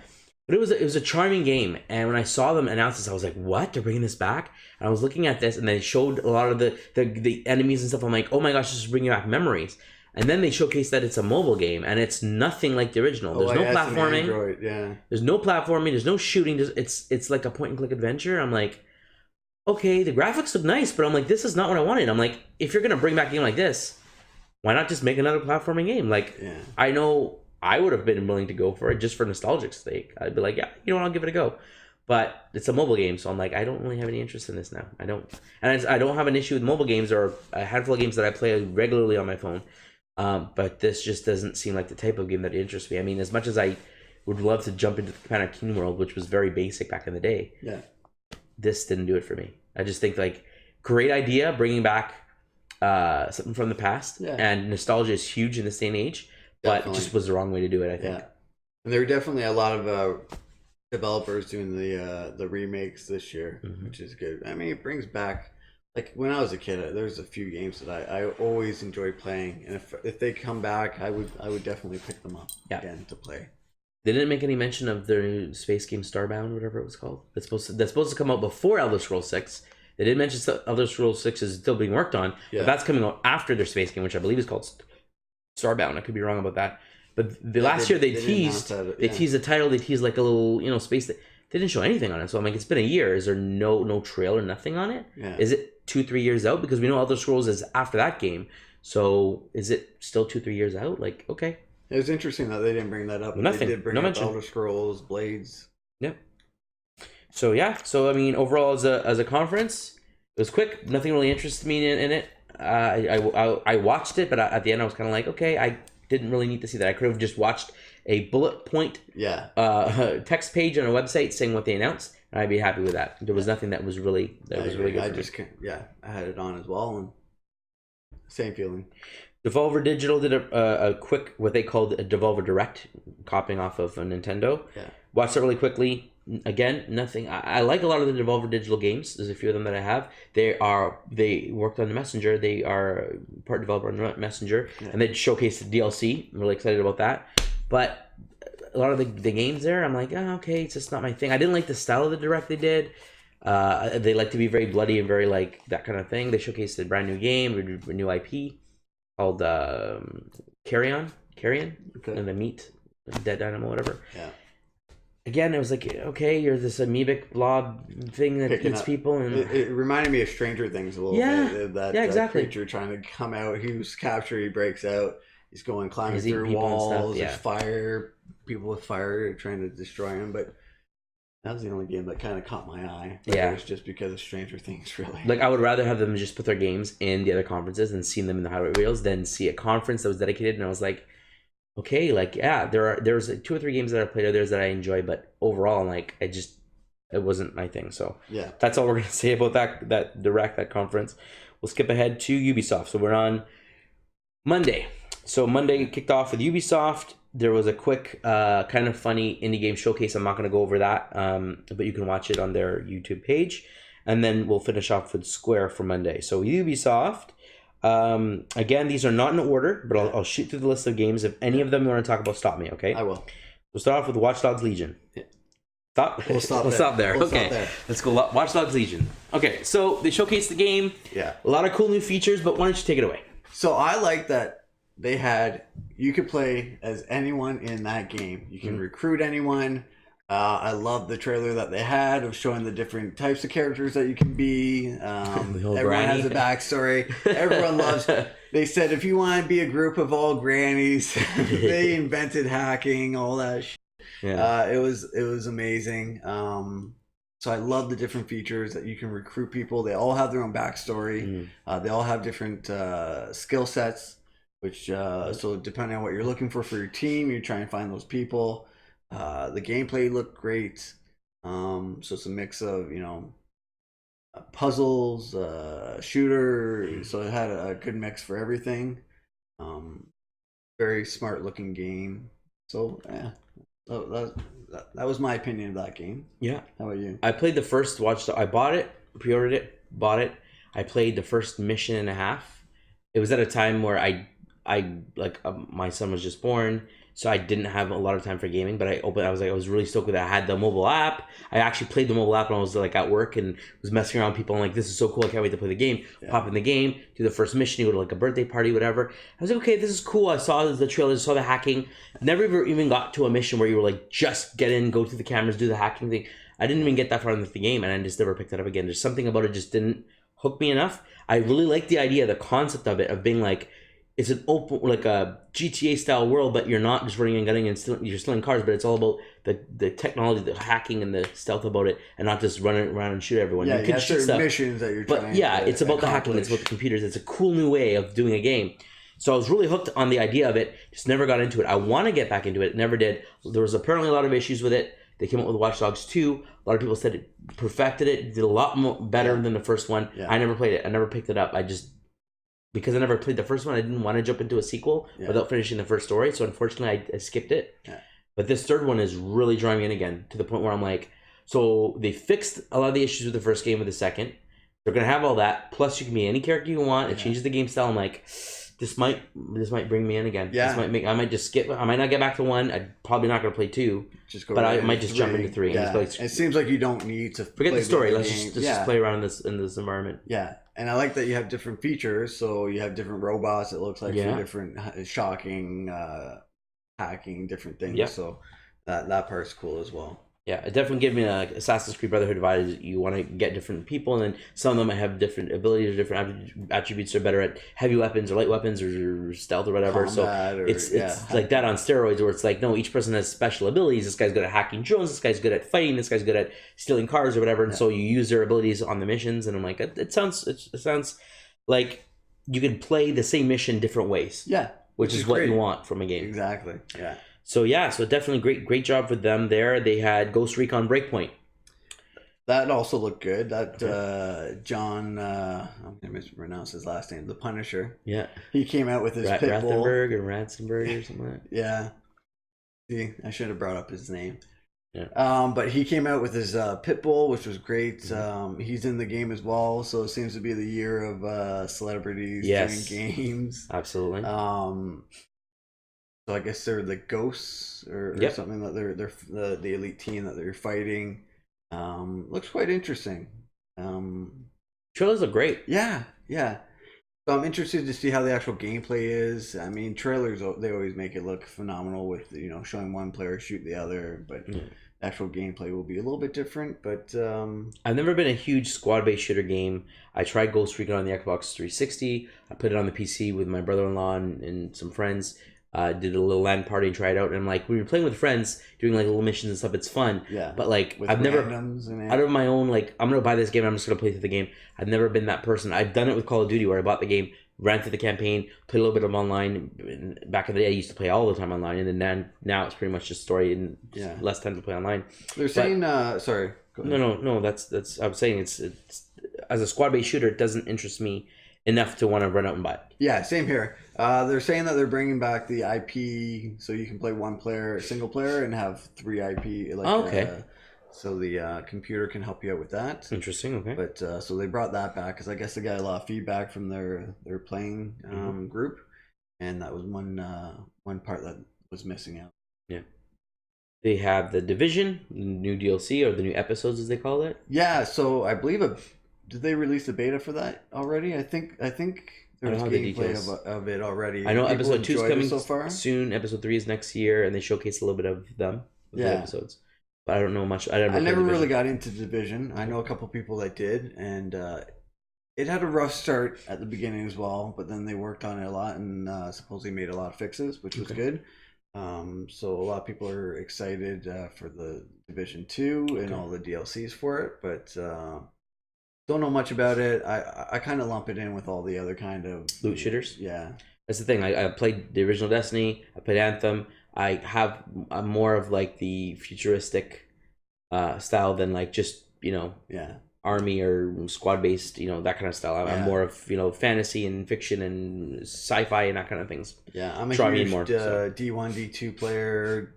Anthem, unfortunately, play as well. But yeah, kind of gameplay futuristic, not kind of army squad based type. Exactly. Like I used to play Call of Duty every single game, and then I think it was at I want to say Black Ops 2 maybe, where I just stopped playing. I just stopped buying them. I was like, you know what? I'm not really playing much online, which is what they're mainly about. Yeah. And the campaigns, I was like, wasn't even getting through them, just lack of time and stuff. And I'm like, not that there aren't good at campaigns, but just spend $60 and you may not even get to the campaign, and you're not playing online. It's not worth it. So I just stopped with it altogether. Yeah, at one point you gotta pick and choose what you're really into. So they did that. Okay, so they showcase some smaller things. Adventure Time. Characters in Brawlhalla, their fighting game. Yeah. They showcase Just Dance, as they do every year. And oddly enough, the game is coming to Switch and Xbox and stuff, but it's also coming to the Wii. How are they releasing games on the Wii? The system doesn't sell any. The system's gone. You can't buy a Wii anymore. How are they still releasing games for a system that doesn't exist anymore?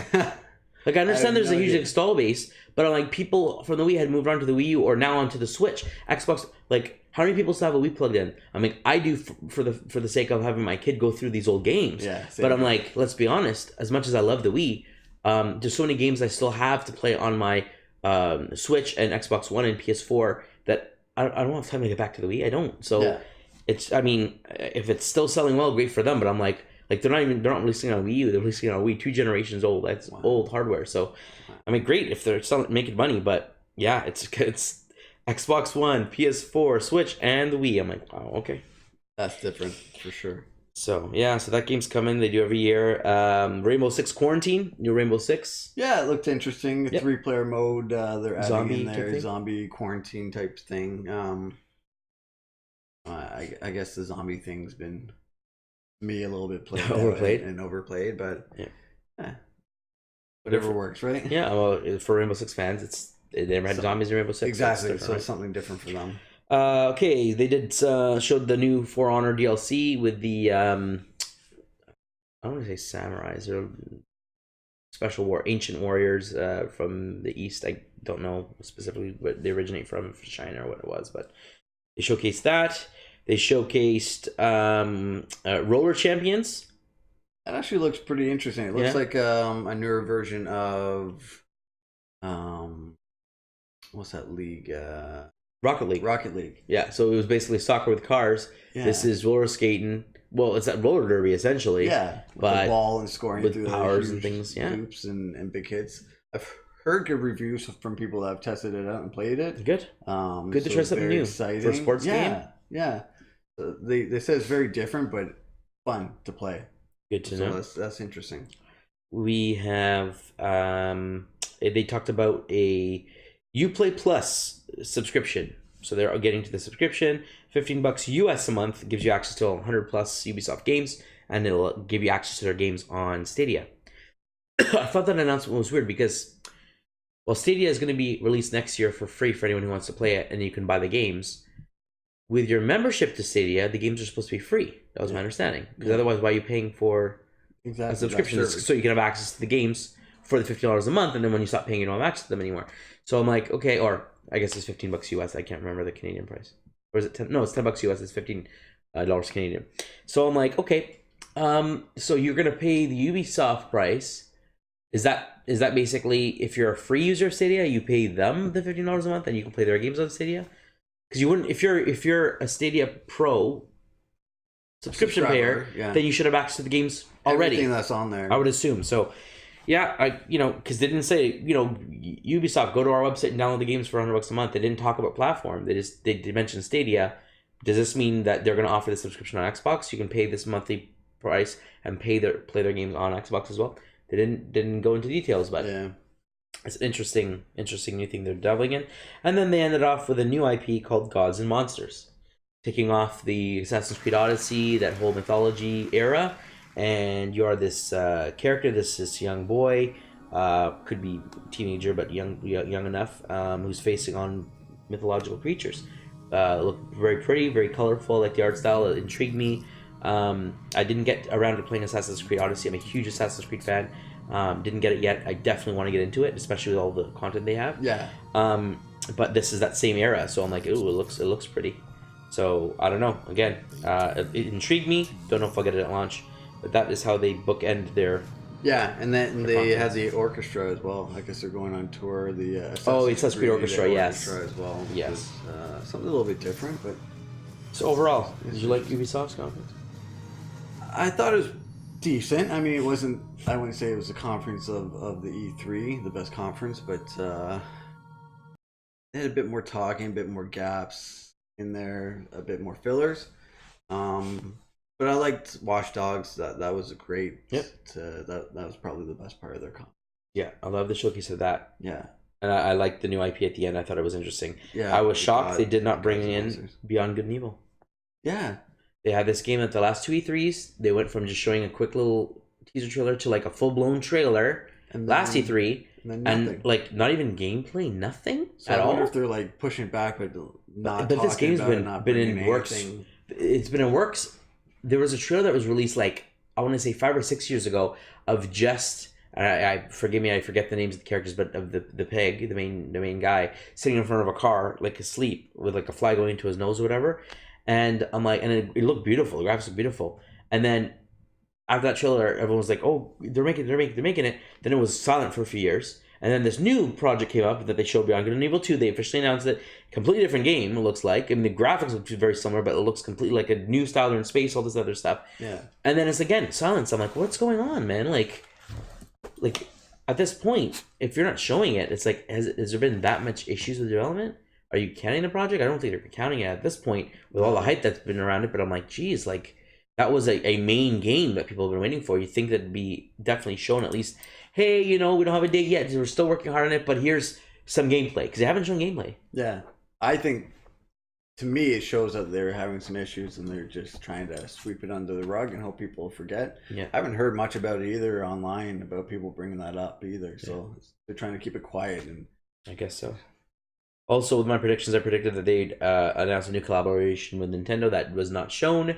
After the success of Rabbids and Mario Rabbids Kingdom Battle, and then not so successful Starlink with Star Fox, still they did visually, the graphics were great. They definitely took care for the IPs of Nintendo. Yeah.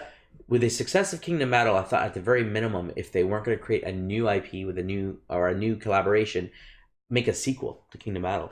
No talk about that. So I'm like, okay. I mean, they did make a lot of money, and it was a great game. Yeah, still is. I would love to play a sequel at the very least. So yeah, nothing announced there, but overall, there were some good games in there. Yeah, it definitely I enjoyed it more than Bethesda's. I can say that for sure. Definitely. So I would say this was probably the third best conference in my opinion. Okay. Out of the bunch. Let's quickly jump onto Square because we're running out of time here, and then we still got Nintendo. So, so Square was, after the kind of funny indie game stuff, Square ended the night on Monday with their own conference, and what a conference it was. Okay, so Ubisoft's now gone down. I forgot about Square, so yeah, they're definitely not in the top 3. So Square had a very interesting conference. For me, it seemed long. And again, I'm a person who likes RPGs. I like Japanese RPGs, but I'm not a huge Final Fantasy fan, and that may be why. Yeah. Final Fantasy VII looked phenomenal. Oh. I never played the original. My friends had it. I've seen it. I've been wanting to play it for how big of a game it is. I've played other Final Fantasies. I'm more of an SNES, Final Fantasy VI, Final Fantasy III, like those old school games. Love them. Once they started getting to 7 and on, it was PlayStation exclusive. I never had a PlayStation 1, so I missed out on that. Final Fantasy VII was always a game that I wanted to try for how loved it was. Yeah. So the look, it looks beautiful. It definitely made me want to try it with the not the they have the turn-based slow-mo stuff, but they also have the live action. You play the way you want. It definitely makes me want to give it a go. Yeah. But other than that, they announced Final Fantasy VII. They showcased a lot of that. Great. Yeah. Talked about Final Fantasy VIII. Talked about Crystal Chronicles. Talked about Final Fantasy 14 was Shadowbringers. Yep. They talked about the Atrian Odyssey or Final Fantasy. I can't remember the name of it. They had a bunch of Final Fantasy stuff. They had a bunch of Final Fantasy stuff. Yeah. And I'm like, great for fans. I'm sure people absolutely loved it. For me, it was just more of the same. Japanese people fighting. Swords, anime. Attack, whatever. Yeah. Especially with the newer releases, the 3D ones. For me, they all look the same. It's all about like it's more guns and more ships and stuff. I like the more fantasy swords and shields and stuff more so than the guns and stuff that they kind of been progressing to. Yeah. Maybe that's why I just didn't have the draw. They showcased some Dragon Quest stuff. Dragon Quest 11S for the Switch. They showcased Dragon Quest Builders 2, which is also coming to the Switch and Xbox and PS4. They showcased Last Remnant, another Japanese RPG. To Switch. Yep. Yeah. They showcased Romancing Saga, bringing all those old games back. They showcased Kingdom Hearts DLC. Yes. Which is a big game. I own the game. I haven't played it yet. I want to play it, but I haven't played it yet. They showcased Octopath Traveler, which I was really excited for, thinking they were going to announce a sequel. And no, they're just announcing that it's no longer exclusive to Switch. It's now available on Steam. Okay. So, and then they talked about this new game called Outriders. New IP. Yeah. Didn't know much about what that game was. But they had what was the developer called? Let's Fly or something like that. They showed the developers talking and stuff. For me, there was a lot of moments in this conference that was just like, okay, get on with it, get on with it. And I'm glad they're bringing a lot of remasters, a lot of remakes. A lot of people love Square for their RPGs. Yes. Great, they do them well. Yeah. I'm glad they're bringing a whole bunch of these back. It's amazing. I love it.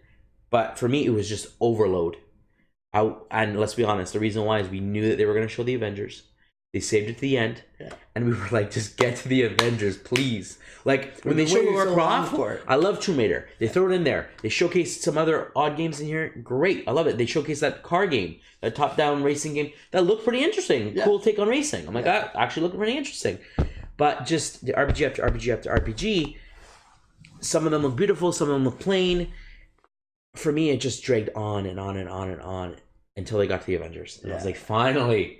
This is what we were waiting for. All right, so they ended the conference with Avengers, and now we're going to get into Avengers. So, with Avengers, Avengers opens up. We have a plane flying in, San Francisco Bridge. Beautiful shot. A-Day, Avengers Day. Avengers Day. They showcase 5 main heroes. Yes. They have Captain America, they have Iron Man, they have Hulk, they have Thor, and they have Black Widow. Yeah. And the game is going to revolve around these 5 characters. That's what we know. You get to play as all of them at different points in the story. Yeah. It's a story-driven game. It's not, well, we don't know this, but I don't believe you just pick whatever character you want for the mission. They will present you with characters depending on what mission you're on or whatever. It's a story-driven game. Really excited. They have top-end voice actors. They have Nolan North. They have Troy Baker. They have Laura Bailey. They have, I can't remember Thor's name now, Tyler something, and the Captain America guy. Can't remember those 2 guys' names, sorry.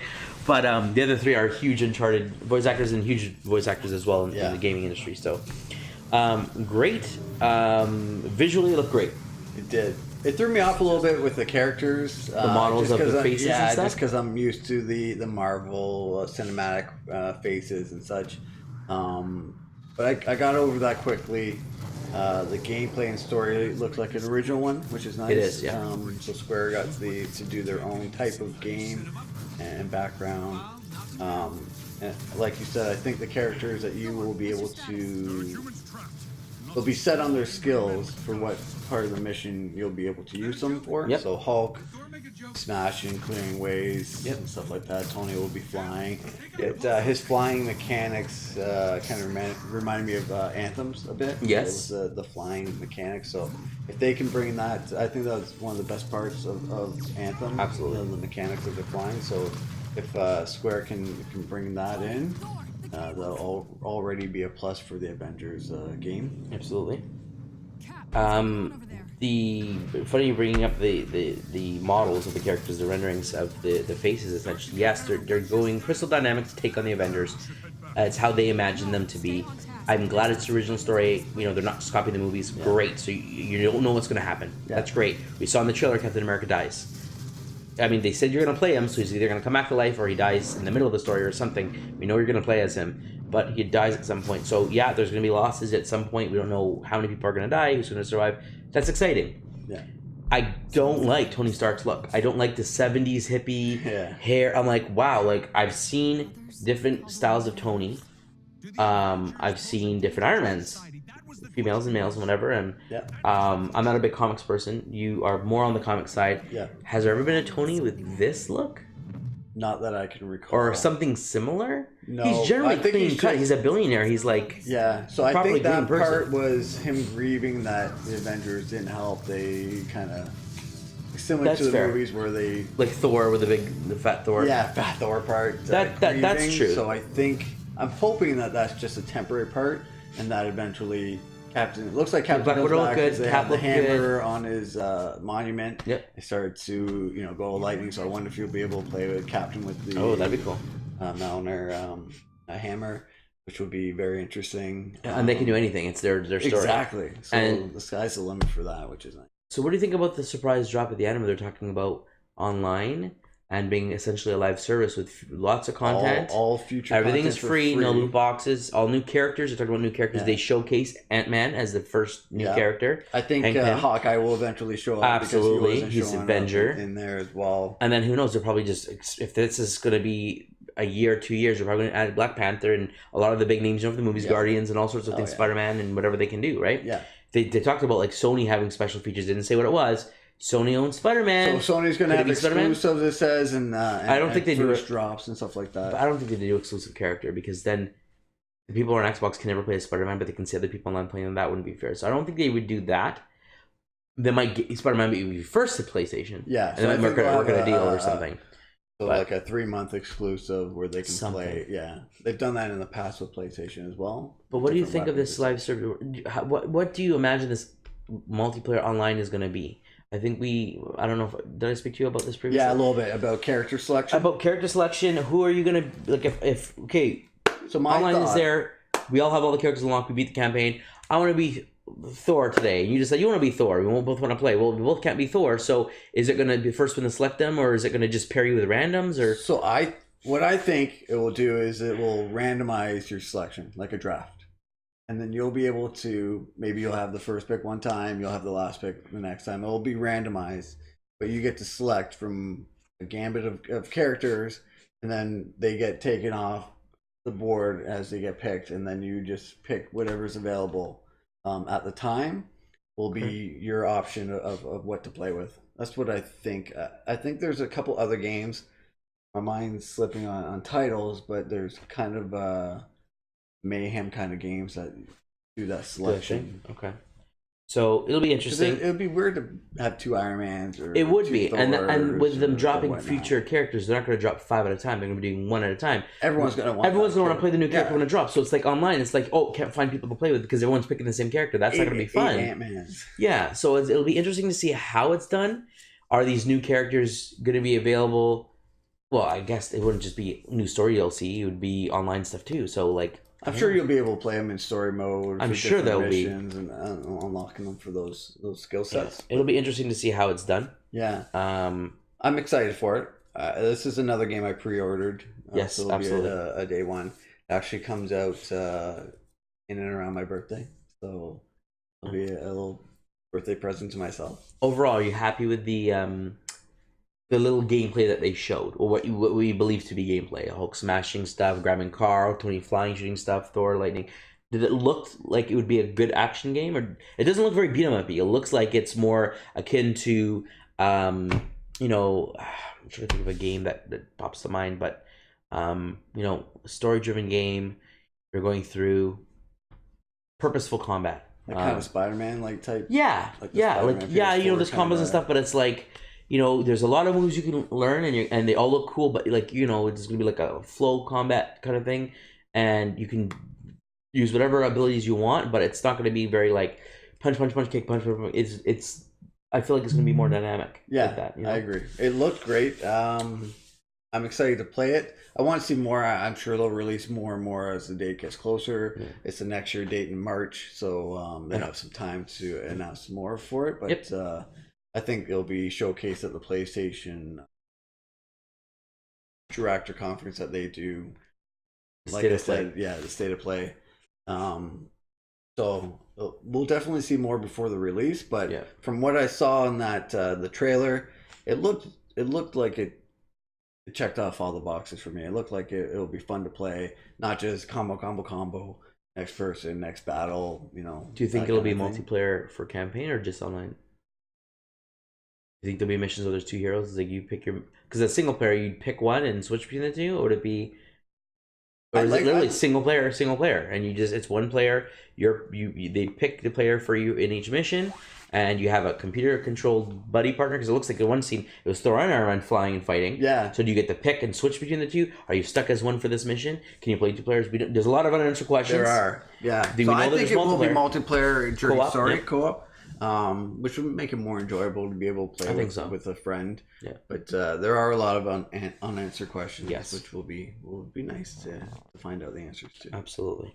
So I mean, when it comes down to the Square conference, I mean, they showed a lot of games. Yeah. A couple of them I was interested in. Avengers being the most interesting one there. But now I know you were excited for Avengers. We kept waiting for the Avengers.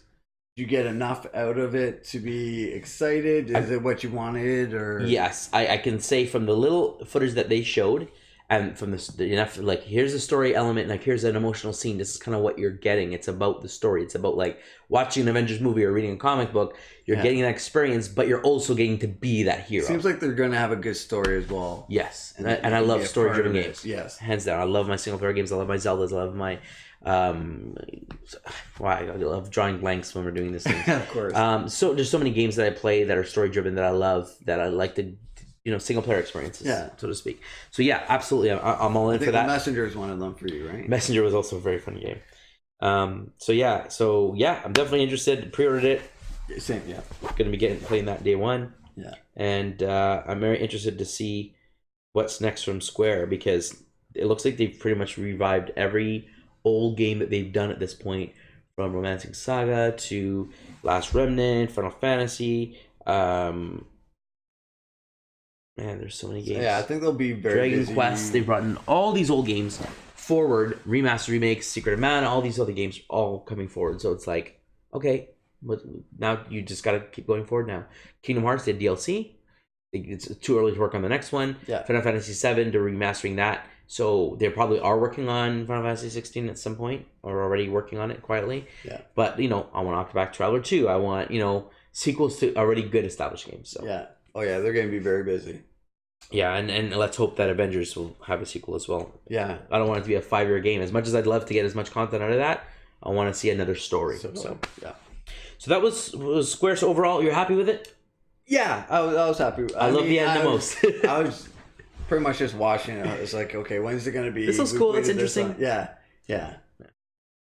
Okay, and then now we're going to move on to Tuesday morning, Nintendo Direct. Now, for the viewers that aren't aware, I own all consoles. I own PlayStation, I own Nintendo, I own Microsoft, Xbox and whatnot. But I'm definitely, if it comes down to it, I'm a Nintendo fan. I love Nintendo games. I grew up with Nintendo. I've owned every single console, portables, you name it.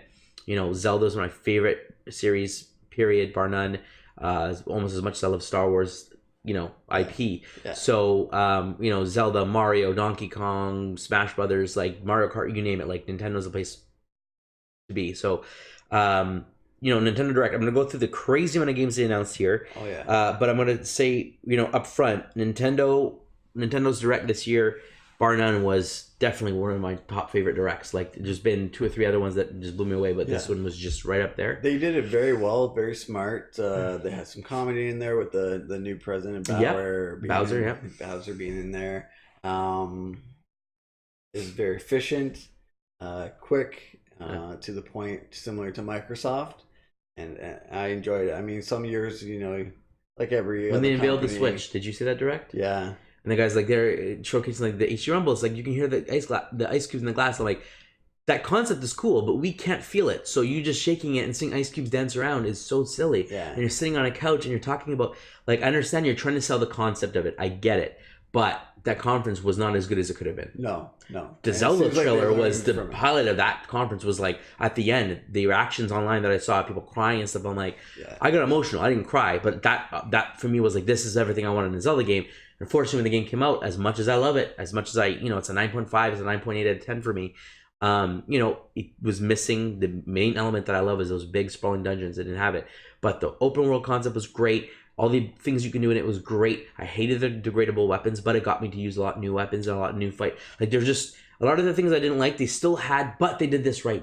Right. So overall, I love the world, and I'm going to get to that at the end of the conference here. So let's keep going. So Nintendo starts off with what I predicted, Smash Brothers reveal. I only predicted them doing one. I thought that they would probably go through and do two. In a later video, I said they'd probably do two. It would be nice to start with one and end with one, and they pretty much did that. Yeah, almost. So they started off with Smash Brother intro for Erdrick from Dragon Quest XI, the main protagonist, the Luminary, and what looks like to be his alternate costumes are three of the other fighters from previous Dragon Quest games. So essentially, you can switch your costumes and be other protagonists from Dragon Quest. They all have the same powers. You get to do spell summons, which is pretty cool. And awesome, your spells cause you to do different things. Jump high, turn to metal for defense, do all sorts of things. So that's really cool. Yeah. His moveset looks very much reminiscent of Link's in Smash. Very similar. One or two moves looked very similar to Ike. But otherwise, he's a sword-wielding character. Yeah. Cool. Dragon Quest fans were happy. I was okay. A new character. I'm glad for a new character. It wasn't the character I was looking for. But my prediction came true, and we'll get to that as well.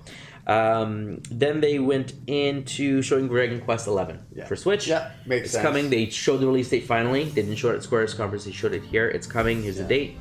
And they showcased that it can switch back to like retro, like 16-bit graphics. Yeah. That was cool. That was very interesting. That was a cool touch for like the hardcore. Like, this is how you played your Dragon Quest games back in the SNES. Well, you can play this whole game like that, or you can play 3D and you can switch at any time when you go into. According to the Treehouse Live, when you go into a church, there's an option to switch. Yeah, which styles. I thought was great. You could play the old school version, get the retro feel, or you could play, if you're into that newer style and you want to try something different. Yeah, if you go old style, it's random battles. If it's new style, you see the enemies, you can run away from them. So it's like, while it's the same story, the same game, it still plays differently in the sense you have old school. 16-bit, and then play the new style. Absolutely, that was cool. They jumped into Luigi's Mansion 3. Yeah, loved it. Looked great. Beautiful. Loved the gameplay, so new abilities. I predicted co-op. It ended up being Luigi. Which works out, right? It works out for the features that you need. Going through walls, bars, different things, getting into different areas. Yep. They showcased the new tower, the online playing with 4 players through the levels, the floors. Yeah. So it turns out you can play 8 players. 8? 4 players. There's purple, blue, green, and orange Luigi. Yeah. And then they have their Gooigis can be played by 4 other players. So you can technically have 8 players. 4 Goos and 4 regular Luigis. Wow. So I'm like, wow. So that could be very interesting. It's going to be very interesting. So going through the tower. So Treehouse confirmed that would be the case. They only showed 4-player gameplay, but it says 8-player gameplay is available, so that's pretty cool. Excellent. So I guess that's why group, you can't do 4 Captain Toads. No. So okay, that's fine. Yeah. But it looks great. The story looks great. It's a giant mansion or giant hotel. Lots of floors, lots of rooms, lots of things to do. I'm stoked. Yeah, it looks phenomenal. I love the features of it. And the gameplay looked very fun. Yep. Release date was 2019. They didn't give an exact month, but we assume it'll be October. Yeah. Unless it gets pushed for some weird reason. Yeah. Then they went into some weird Dark Crystal from Netflix game where they showed that puppet, Dark Crystal. Yeah. I don't know what that was. Me neither. Wasn't I haven't interesting. seen a show on Netflix. It was like an old movie, I think, a long time ago. Dark Crystal or something like that. So, and another thing, I thought they were going to announce a partnership with Netflix where you could watch Netflix on your Switch now. It's been rumored for a while that they've been trying to get that feature on. And Hulu is available in the US already on the Switch. You can, if you're in the US. Watch YouTube and different functions on the Switch. So I thought, okay, maybe they're showing this game and then going to announce a partnership with Netflix, but then they just showed the game, which I didn't really get, the puppets and everything, and then no partnership afterwards, so I wasn't sure the connection with Netflix for that. Yeah, but So we'll move past that to Link's Awakening. Have you played the original? Game Boy? So my buddy had it. Okay. So when I went over, I'd watch him half the time and play it a bit. What do you think of the new art style? Is this intriguing enough for you? You like Zelda games? I do like Zelda Does games. this look like the kind of game that would get you to jump in, or is this still not your Breath of the Wild, more that kind of stuff? Yeah, I'm more of a new 3D. style 3D gameplay. I mean, this one was what, kind of overhead, It was top down, kind of isometric, a little, not really isometric, but like this new 2.5D yeah, like mixing, top down. trying to, yeah, bird's eye yeah, view, I guess is what they call it, but yeah. not So it like didn't- 100% top down, but almost, yeah. Yeah, so it didn't quite catch my my interest as much as other games that we'll talk about later for that. Okay. So I love the art style. I played the original, loved Link's Awakening. A lot of issues with the old Game Boy games is that they only had 2 buttons. So playing those games, switching your buttons, switching your weapons, like the original Nintendo, when you wanted to switch your sword, you wanted to use a different item, you either had to drop your sword and pick another item, or drop your shield, depending on what your buttons were. Sorry, on the original, shield wasn't mapped to a button, but you know what I mean. In the Game Boy game, shield was mapped to a button. You had shield, you had sword, you had everything like that. So I'd always have sword and shield on, and then whenever I'd use an item, switch the item, use the item, and switch it back off, and you'd constantly be going to the menu. I need to pick something up, put on the power bracelet. I need to jump, put on the Rock's Feather. I need to run, to put on the Pegasus boots. And you're constantly cycling through. Well, now they announced on Treehouse that the power bracelet, the Pegasus boots, and one other one, I can't remember what it is now, is by default, it's on by default. You don't have to assign it to a button. Good. So it'll be, so Automatically, you have triggers, you have your Y, B, A, X buttons. The Y and X are your assignable buttons. Your B and A are going to be your, presumably A is going to be your Pegasus dash, B is your sword attack. So I assume one of the triggers is going to be shield and pick up or bracelet. Yeah. So I'm like, that's great. That means you're only cycling through 2 items that are actual items that you'd use now and again. Yeah, I'm like, that's more accessible. makes sense, right? Because Yep. cycling through, you're wasting half your time in the menu. Yeah, and that That was was frustrating. Yeah, it is frustrating, but I love the art style. I like the cute chibi, graphic look of it. The amiibo that they announced, I've already pre-ordered it. I'm getting it. It looks so awesome. And then I showed my son the game, and he's excited for it. Excellent. So he likes the look of it. So I'm like, yep, we'll definitely want to get that. I don't like the price of it. I understand that this is a Switch game, and Nintendo first-party Switch games come out at full price. But not only is this a remaster, which right there should justify a little bit of lower price break. Yeah. It didn't for Wind Waker, it didn't for Twilight Princesses. Those were big 3D sprawling Zelda games. This is a Game Boy game. So while they did remaster graphics and while they did add a new Dungeon Maker mode, the story isn't going to be longer by any means. No. And as a Game Boy game, it was a beefy game, but it's not as long as Ocarina of Time. So in my opinion, a Game Boy game that was $30, $40 at the time, and now you're remastering it, I would say at tops, our regular price for games in Canada are $79.99 or $80. I would say at tops, you shouldn't charge more than $60 for this game. Which makes sense. Which is the US price, but I mean, still, that's a full price of US. I'm like, it should, so $40 US game.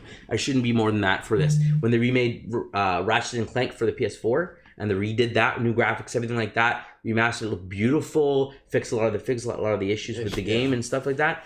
They didn't charge full price for that game. They charged $40. Yep. Brand new. Smart. And I'm like, that makes sense. And guess what? It sold. Yeah. People bought it. Oh, people loved it. In my opinion, I don't think the game warrants the full price tag. I definitely want to buy the game. I definitely am going to buy the game and play the game. I don't think I'm going to pay full price for it. I think I'm going to wait for a sale. Yeah. I think it'll be one of those games I'm like, I'll wait for a sale or a special, EB with something. Yeah. Something, some promo. So it's one of the games that I would love to play that right now, but the price is high enough that I'm like, you know what? I will delay it. I'll shelve it and wait till there's a price drop before getting into it. And luckily, I've already beaten the game before, so it's not like it's a brand new Link, and then I'd fork up the money and pay it anyway. Yeah.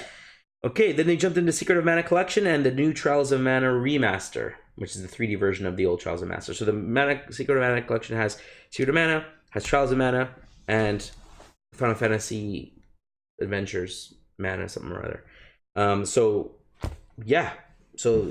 great. Again, bringing some more old school RPGs back and a new 3D version of it. Does that look interesting to you at all? No, also not on my list, On your list for games. Okay, we'll move across to Witcher 3.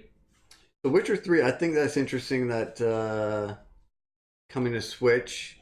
I'm not sure. It's pretty beefy for the other consoles, so I'm not sure Yep. how big the world will be, the open world, how many changes they'll have to make for it to fit in. But I think it's great, especially when you're traveling. It's a great game to play when you're traveling around. Absolutely. You can take some time. Yeah, and it's a big game. It So is. full price for that game, you're getting all the DLC, all the extra content for the one price. Not It's a very good value. Yes. So yeah. great option for Nintendo to get that. They showcased Fire Emblem Three Houses, their Fire Emblem game. They didn't show too much of it because they showed a lot of it on a previous direct. That's fine. It's still coming. I'm not a huge Fire Emblem fan, so I don't think I'll get it. But it did look interesting. It is Fire Emblem. Then they showcased Resident Evil with a weird trailer of kids playing in a house. Yeah, I didn't get the. And they're doing 2 remakes. I think it's Resident Evil 5 and 6. I think it was, or 4 and 6. I can't remember. I remember 6 was one of them. I can't. I'm not a Resident Evil fan. 5 and 6. It was 5 and 6. Yeah, absolutely. Not a big 5 fan. and 6. Resident Evil. I haven't played them. I'm not a horror fan, so again, no interest for me. But for those who like it, great. It's coming to Switch. Yeah. So I thought that was one of the lower parts of the direct. Yep. They could have gone without.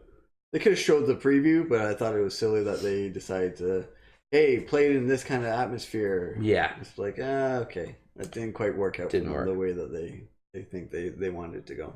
And then they showcased No More Heroes 3, which is a sequel that a lot of people wanted from the last 2 games. The original came out on the Wii. It was you use that sword, that light beam sword, with the Wiimote, so it was a very cool novelty game at the time.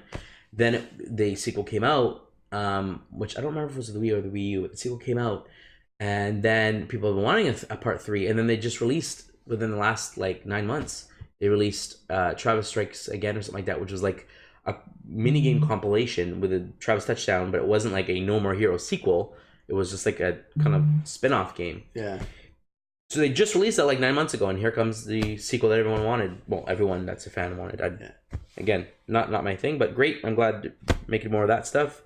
Then they showcased a brand new Contra game called Contra Rogue Corp. Yeah. You see that? So that looked, so there's like a big It's bear like or something like 3, that. yeah, like a pattern. I'm like, Contra is like different. side-scrolling, Yes. shooting. Like, this is not like Contra. Yeah. But they also announced the Contra collection. Yes, as and that was well, cool. Which and is it's like get awesome. Contra, Super C, Yeah. and So other games. that interested me more than this new Contra game. And that was available today, or yesterday. Yeah, during the direct. So that was cool. They showcased more of Daemon X Machina with the release date of September 13. Nice, Gundam mech style fighting game if you're into that stuff. Any interest? No. Let's move on. Panzer Dragoon, Flying Dragons. It looked interesting. It looked like a Star Fox, like a flying shooting game. Yeah, just as a dragon this time. But so it'll be interesting to see that gameplay if it's very. It's similar. a remake of an older game, is what I hear. Oh, I've never okay. played it though. Yeah, I didn't play it either. So Then they showcased a little bit more of Pokemon Sword and Shield, just to say, hey guys, we're still here. We're coming November 15th. yeah, And then they talked about the Pokeball Plus. yeah. Any which you can- thoughts on that? So I was never interested in the Pokeball Plus. I think they're coming out with another wristband thing as well. The sleep, I believe they're calling it, or the plus or whatever plus.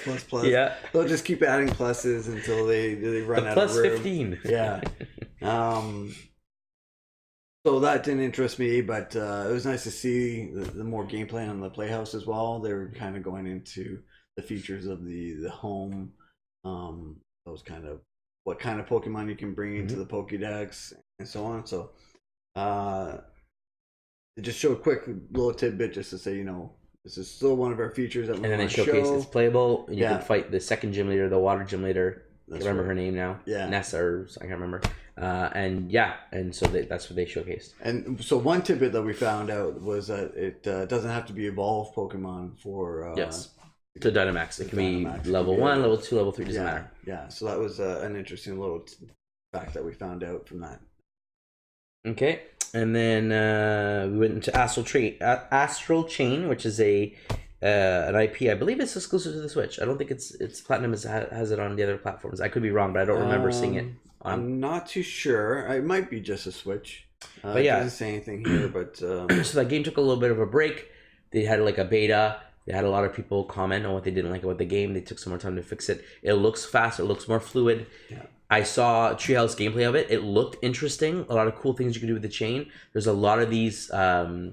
I'm just going to call them summons, but basically you're the people that you can call it with the chain, and they're attached. You're chained to. yeah. There's like a sword one. There's an axe one. There's the beast one, which is the dog. There's what they call arm one. It's an armor that you wear and it gives you like these big gloves to punch and stuff. Yeah. And the creator was playing the game and he was switching so fast between them. I'm like, oh, okay, so this is what it's supposed to be, because the regular people, they were like, yeah, we're not good enough to switch fast enough. They're fighting a boss and it's like, switch to the axe one, it gives you like this shield that protects against an attack. Switch to the beast when you ride on him, it lets you run faster so you can dodge attacks better. You switch to the sword one, you can do more damage. And then there's this new feature where you can, again, through upgrades and stuff, you can, what they call break the chain.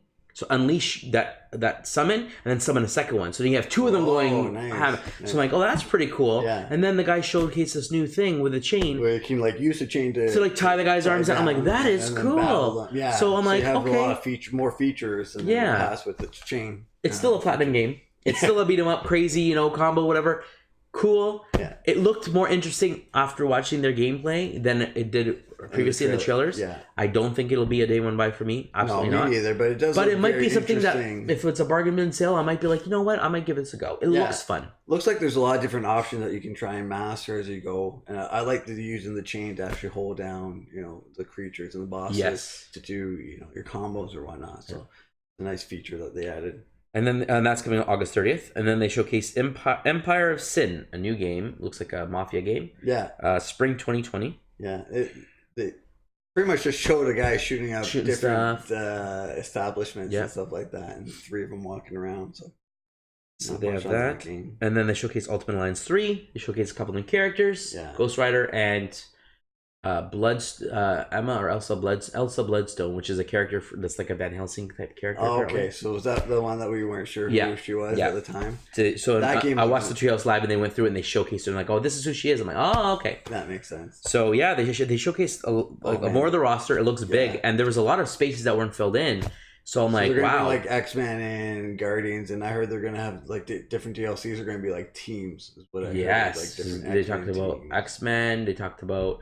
I know Guardians was on there. I believe. I can't remember the other two, but they're big ones. Oh, Fantastic Four, and then the last one I can't remember. So Fantastic Four. There's 4 new characters right there. Yeah. So I'm like, cool, because the other games they were like 15 characters tops. This is already like 35, 40. Oh yeah, characters. they're gonna have like that's huge awesome. roster. And it's 4-player co-op on the Switch. You can beat them up. I saw the trees, the upgrade trees, that look amazing. The team compositions, if you have like 2 or 3 guys that are on like what's called like a team. So if you have Luke Cage and Iron Fist, they're both defenders, they get a bonus. But then if you have a City Heroes team, so guys who are all from New York, like Spider-Man with them, they get another bonus for being on that team. Excellent. If you have a all villains team, there's a bonus for that. So you don't have to have all 4 characters on the defenders to get the bonus. You can have 2 to get that bonus, and then 2 from another one to get that bonus, and then you get 2 or 3 or 4 bonuses for the whole team. Yeah, in addition to the skill trees. Yeah, it's really cool. Like you can upgrade your characters as you want. You want to upgrade defense, life, this. It applies to all your characters.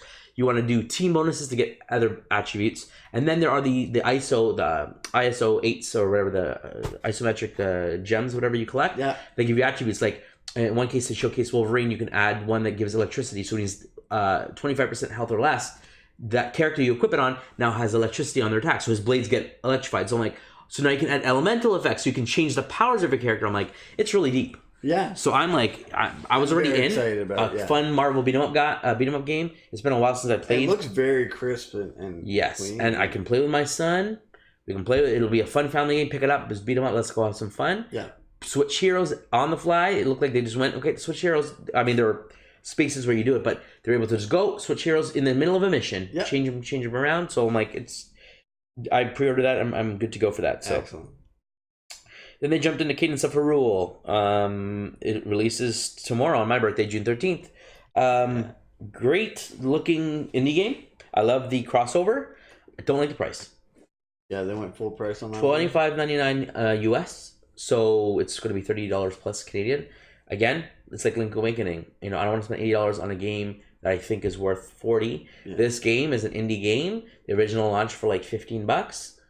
It's essentially a sequel or an expansion. Yeah. It should be $15. It shouldn't be $30. Yeah. So, I will get it. I'll definitely be waiting for a sale. Yeah. And then we got Mario and Sonic the Olympic Games, and this one looked interesting. So have you played any of the previous Olympic game? Here and there, not very deep.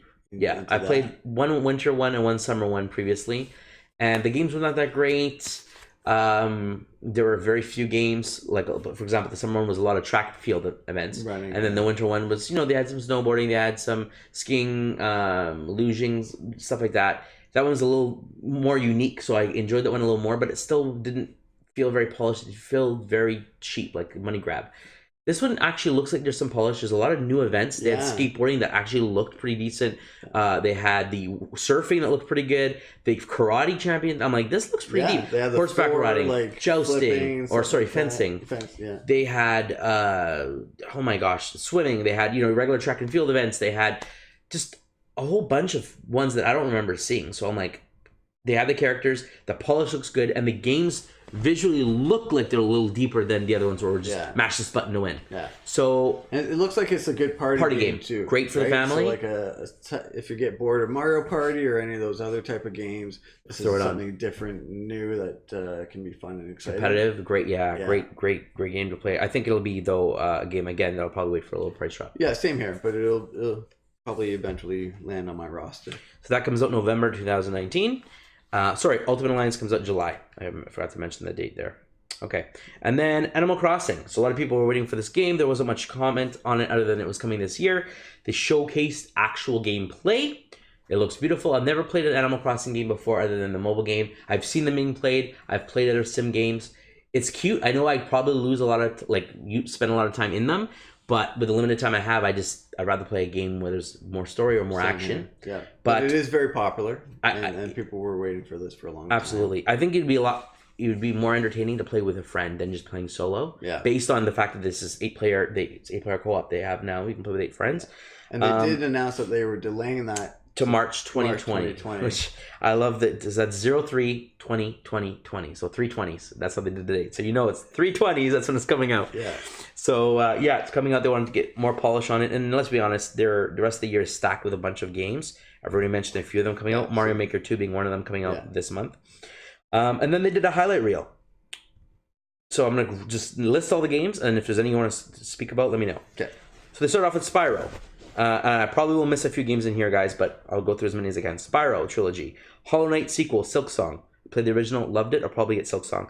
Ni no Kuni was a PlayStation 4 exclusive. They released Ni no Kuni 2. Now the original's coming to Switch. Minecraft Dungeons. Blades, which is from Bethesda's conference. Doom Eternal, which is from Bethesda's conference. Sinking City, which is was from the Kind of Funny Games indie showcase. Final Fantasy Crystal Chronicles. Dragon Quest Builders 2. Just Dance. Super Lucky's Tale, which was an Xbox exclusive game, is now coming to Switch. Yeah. Looks right at home on Switch. Yeah, that game I thought should have been on Switch a while ago. Yeah. It seems like it was made for the Switch. Absolutely. They showed a game, My Friend Pedro, which is the jumping shooting game from Devolver Digital. Mario Maker 2, the end of the reel of Mario Maker 2. Game looks great. Oh, can't wait for that. Can't wait for that. And they ended the highlight reel. And so always after this, I was like, wow, this direct has been great. What could they possibly show? And then it jumps into the next Super Smash Brothers DLC character reveal. Duck Hunt. And what a reveal it was. Duck Hunt Dog. I was like, yes. Wait a minute, we had him. My collection. No, first when they showed Donkey Kong and King K. Rool, I was like, oh man, it's Dixie Kong. But okay, I'm cool with Dixie Kong. And then the Jiggy flew across the screen. I was like, no, it's Banjo. They're showing Rare. And if you haven't seen the reactions video for Nintendo, don't worry, I'll cut out my reaction and put it as a separate video just for you to see that. I went nuts. I was stoked. Banjo-Kazooie was confirmed. He came down in all his glory. Awesome Psycho, just like they did with King K. Rool. Yeah. Another character that we've been wanting for a while. Banjo's in.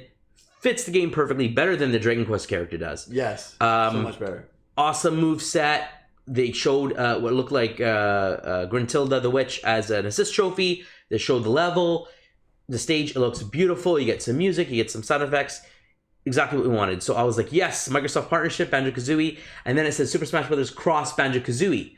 Now, all the other crosses that they've done with Persona, with Dragon Quest 11S version, they're all games that are on the Switch. Banjo-Kazooie is not coming to the Switch. They haven't announced a port coming to the Switch, but I wonder if there will be. I think they will. And a future announcement. I think saying that they're going to bring it back, Banjo-Kazooie 1 and 2 remaster for the Switch, and probably for Xbox Live or whatever. Yeah. But will they announce a brand new Banjo-Kazooie? Or Banjo 3E or whatever you want to call it. I don't know. I'd love to see it. They didn't announce it. It's probably too early, but the fact that it's in Smash, I'm happy. That's good enough for me. Yeah.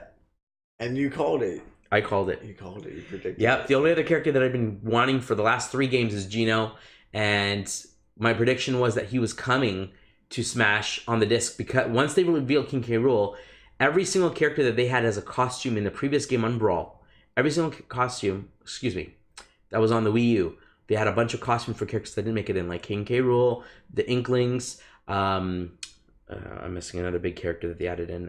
Ridley. Gino, they were all costumes you could buy to dress up Mii Fighters because they weren't going to be in the game. Yeah. And then every single one of those characters were released as characters in the game. I'm like, and there is because he made them costumes because he knew, Sakurai knew these were the most popular characters that people wanted so bad in Switch. Wow, not in Switch, on Smash Brothers. Yeah. Gino was one of these characters. He was in the Smash ballot. People voted for him. I voted for him.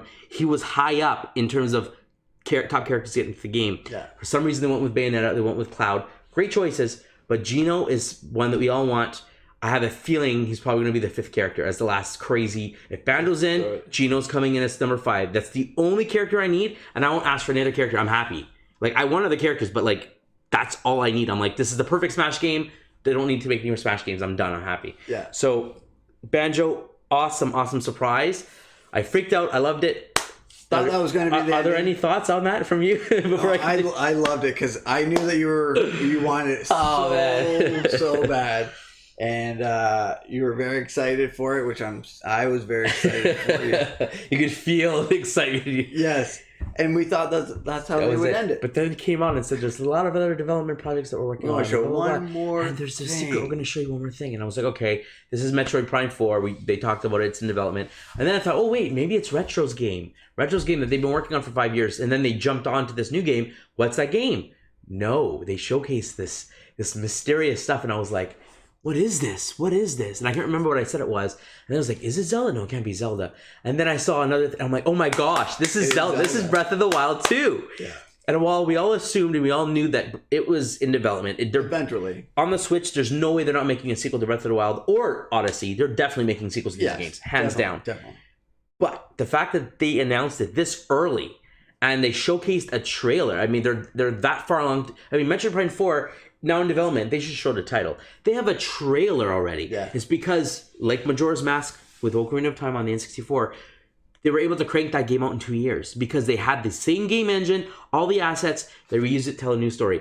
That's what they're doing here. They're taking Breath of the Wild, the amazing world that they built. Yeah. They're going to reuse the assets, do a brand new story, an actual story this time, hopefully. They can focus on story. They can focus on making big dungeons now. Maybe add some new shrines, new features. It looks like they were in an underground area. Yeah, like under a big mountain. Man. And it looked like that might be a dungeon type feature as well. Yeah, and clearly changing the world. Looked like the castle was rising. They could have floating platforms, floating cities. Man, I am so stoked. Breath of the Wild was so great of a game. I've been itching to want to get back to it. And this is it. I'm like, now it's probably going to be 2021 game, more than likely. But it could not come sooner. Yeah. Man, Breath of the Wild 2, that is a day one purchase for me. I am so stoked. Having Banjo and then Breath of the Wild and just Luigi's Mansion 3 and Mario Maker, man, this direct was just, it was perfect. They nailed it. They nailed it for sure. I loved it. I loved the surprises. I loved the games. I'm like, wow, man, Nintendo, the pace was great. It was fast paced for a Nintendo direct. It was very fast paced. And like I said before, straight to the point, they had it down pat. It was amazing. Very well done. So with that being said, we talked about all the conferences. Those are it in a nutshell. If I was to rate the conferences, Nintendo would be number 1, Microsoft would be number 2, Square would be number 3. Yeah. With the Avengers thing was so big. Yeah. As much as a lot of the other stuff was kind of like, yeah, okay, whatever. Ubisoft had a couple more games that interested me, but still, it didn't keep me interested. Bethesda was way down on the list. Yeah. I was EA wasn't even a conference, and I was disappointed with that. But I preferred being able to see a deep dive onto the games that I cared about, and then just bouncing than being forced to sit through a conference and like, oh my gosh, not knowing what's coming next. Like the only game I was interested in was that Starbound. They didn't show anything about it, and I would have been even interested in seeing Elder Scrolls 6, but of course that's too far out. So there was nothing. The Commander Keen thing was a disappointment. So I'm like, it just wasn't for me. Yeah.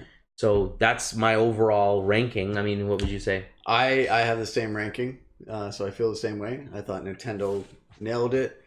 Microsoft did everything that they needed to do to take advantage of this conference as well. and then Square was I was really looking forward to that new Avengers game. So to get two new kind of superhero Avenger kind of games coming out is exciting, and Absolutely. it'll be a lot Pave the a way lot of for the fun. future. Yeah. So I think you wanted to go into share with our viewers what kind of specials and deals you can get right now for E3. Take it away. So for Canada, BestBuy.ca right now has 30% off a few games. So they have Gears 5, they have NHL 20, FIFA 20, Tom Clancy's Ghost Recon Breakpoints on 30% off. Now this is depending on when you go. Some may be sold out, so I apologize. Modern Warfare, the Star Wars Jedi one is out, but it is, unless you're going for PC, it is sold out. I've Sold checked. already, pre-orders. Okay. Yeah, unfortunately. Final Fantasy is on there.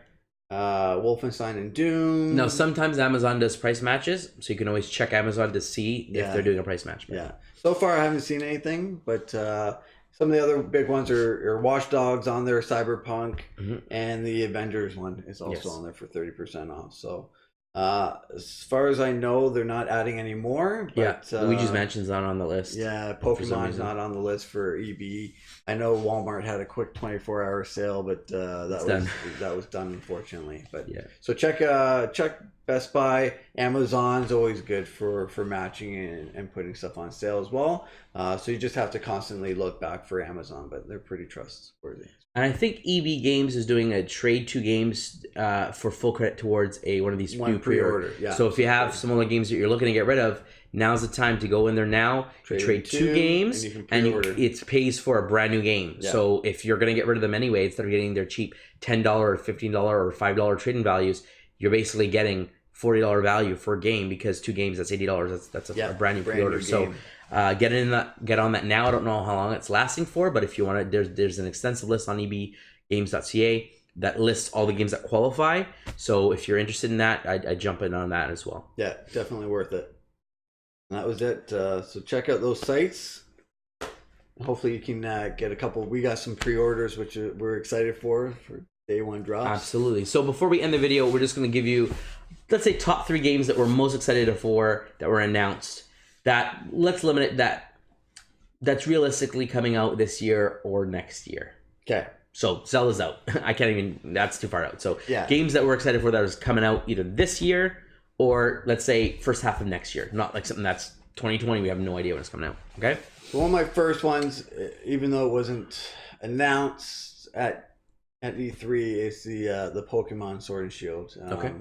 Those, they were shown beforehand a little bit, and then they touched on it quickly. But my son and I are really into Pokemon. We've been into it for a while.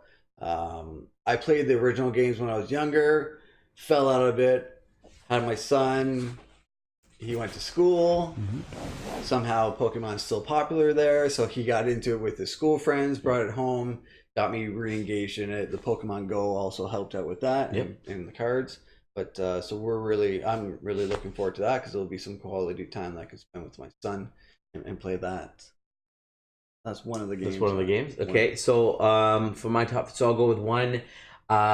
Luigi's Mansion 3. Definitely one I'm super excited for. I love the original on GameCube. I played the 3DS one. I didn't finish the 3DS one, oddly enough. I actually picked it up a few weeks ago and started playing it again. I think I got to the 4th, because you have individual mansions. I got to the 3rd or 4th. The one with the clock, I think it was the 4th one, or there's the ice. I can't remember. Yeah. But anyways, I didn't get through the whole game. I enjoyed it though. I love the new features they added to 3DS. I love the 3D effect to it. But this one is just going back to true form. One giant mansion, lots of rooms interconnecting, cool puzzle solving, brand new abilities. So yeah, Luigi's Mansion 3 is definitely one of the 3 games I'm very excited for. Thanks. Another one I'm excited for. I had no interest in it at all before E3. I knew it was going to be a big game, but I didn't think it would pique my interest at all. Watch Dogs. Nice. Okay. So before I was like, okay, not really my thing. It's a cool concept. Yep. A lot of people enjoy it. I was like, But after that trailer and seeing all the features that they have, the background, it seems so deep that the stories, you can pick different stories, and my gameplay will be totally different than what your gameplay is, and storyline and teams and stuff like that. So that really caught my interest. It's a good pick. Yeah. So the second one that I'm very interested in is probably going to be both of us on this one, but the Avengers game. Avengers game is, Yes.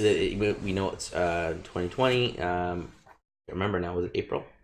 March 15th, March 2020. March 15th. That's right. March 2020 was Animal Crossing. That's Yeah. right. So March. So 15th, yeah, so March. 2020. So yeah, man, the game looks great. Like I said, I'll probably get over the looks of it once I play the game because again, it's like Spider-Man. When I saw Spider-Man and saw Peter Parker, right away I was like, I love it. Yeah. He didn't look like the movie Peter Parker, but to me, it still looked like what Peter Parker looks like in my mind. Yeah.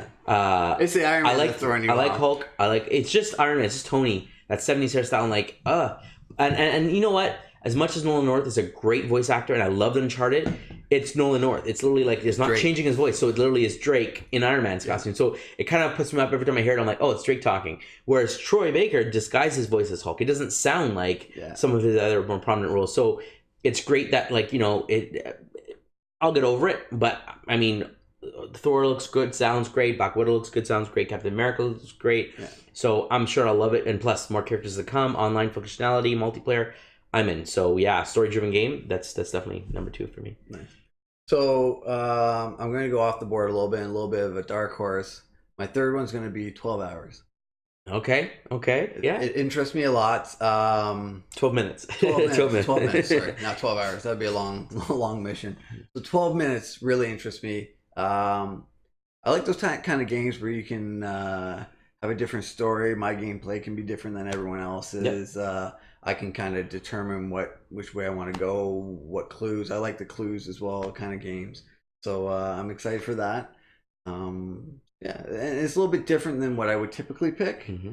And didn't also have much interest in it before, but once I saw the trailer, saw the different options, it really sparked my interest. So, okay.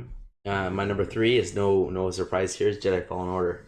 Absolutely. I left it off the board. I wanted to leave. I mean, you and me could have the same favorite game. That doesn't change anything. But Star Wars Jedi Fallen Order. So many games. I just. There's 12 minutes is definitely. I mean, if I had a list of 10, I could name them right now. Like absolutely, there's a lot of games that were just great. I mean, I could right now ramble on and name them, but Jedi Fallen Order. I mean, if I'm just picking top 3, that just without a thought. Like just yes, these games look great. Yeah. Jedi Fallen Order. I'm a huge Star Wars fan. This is what I want. It looks great. It's a story-driven game. I love story-driven ones. Yeah, I was so upset when they canceled the one that they had. And I can't remember the studio that was working on it, but Amy Hennig was heading it up. The writer of Uncharted, one of the main story people of Uncharted. Yeah. And she was heading up, and we saw assets of the game and some models and stuff, and it just looked beautiful. And I was like, "Oh man, awesome story from Amy Hennig in the Star Wars universe with these beautiful graphics. It's a single player narrative game. I'm like, I'm all in." Yeah. And then they canceled and moved it to another studio. I'm like, "What's going on?" And then they were working on something, and then they canceled. I'm like, "What are they doing at the studio?" But I'm like, and then they announced, "Oh yeah, we have this Jedi Fallen Order." I'm like, "Okay, they have a game about Jedi. Thank goodness." I hope it's not a beat 'em up. I'll still play it, but I hope it's like, and sure enough, it's a story game. I'm like, thank you for at least having one good, well, we don't know if it's good yet, but I'm sure I'll be happy. One story-driven game that's all about the story. It's canon, great graphics. I'm all in, and I'm looking forward now that the agreement between Disney and EA is done. Yeah, I'm looking forward to see what other developers are going to jump on. Rocksteady, who made those awesome Arkham games from Batman, they're working on a project they've been on for the last 4 years. They didn't announce it at this E3, so I'll probably be announcing it soon. After they're done that, jump on and do a Star Wars game, man. I'm all in, man. So let's do it. I enjoyed those Batman Arkham Asylum games. It was very enjoyable gameplay for me, and I'm a big superhero fan, comic book guy, so it was right up my alley as well. So those are my top 3. Those are your top 3. Great choices. So there you have it, folks. There's our quick, well, not so quick, but our in-depth recap, our highlights, if you will, of the E3 conferences over the past week. Our thoughts on the games we liked, the games we didn't really care about. Why don't you drop some comments below? Let us know if you agree with our opinions, if you are actually excited about games that we're not, and why you're excited about them. Yeah. Please subscribe. We'd love to support. We'd love to hear from you. Shoot us an email. Yeah, hit that like button. We want your input. We want this to be a big community. We want you to be involved. We'd like to get some more guests coming soon, so we're working on that. So stay tuned for that as well. And as always, folks, stay nerdy.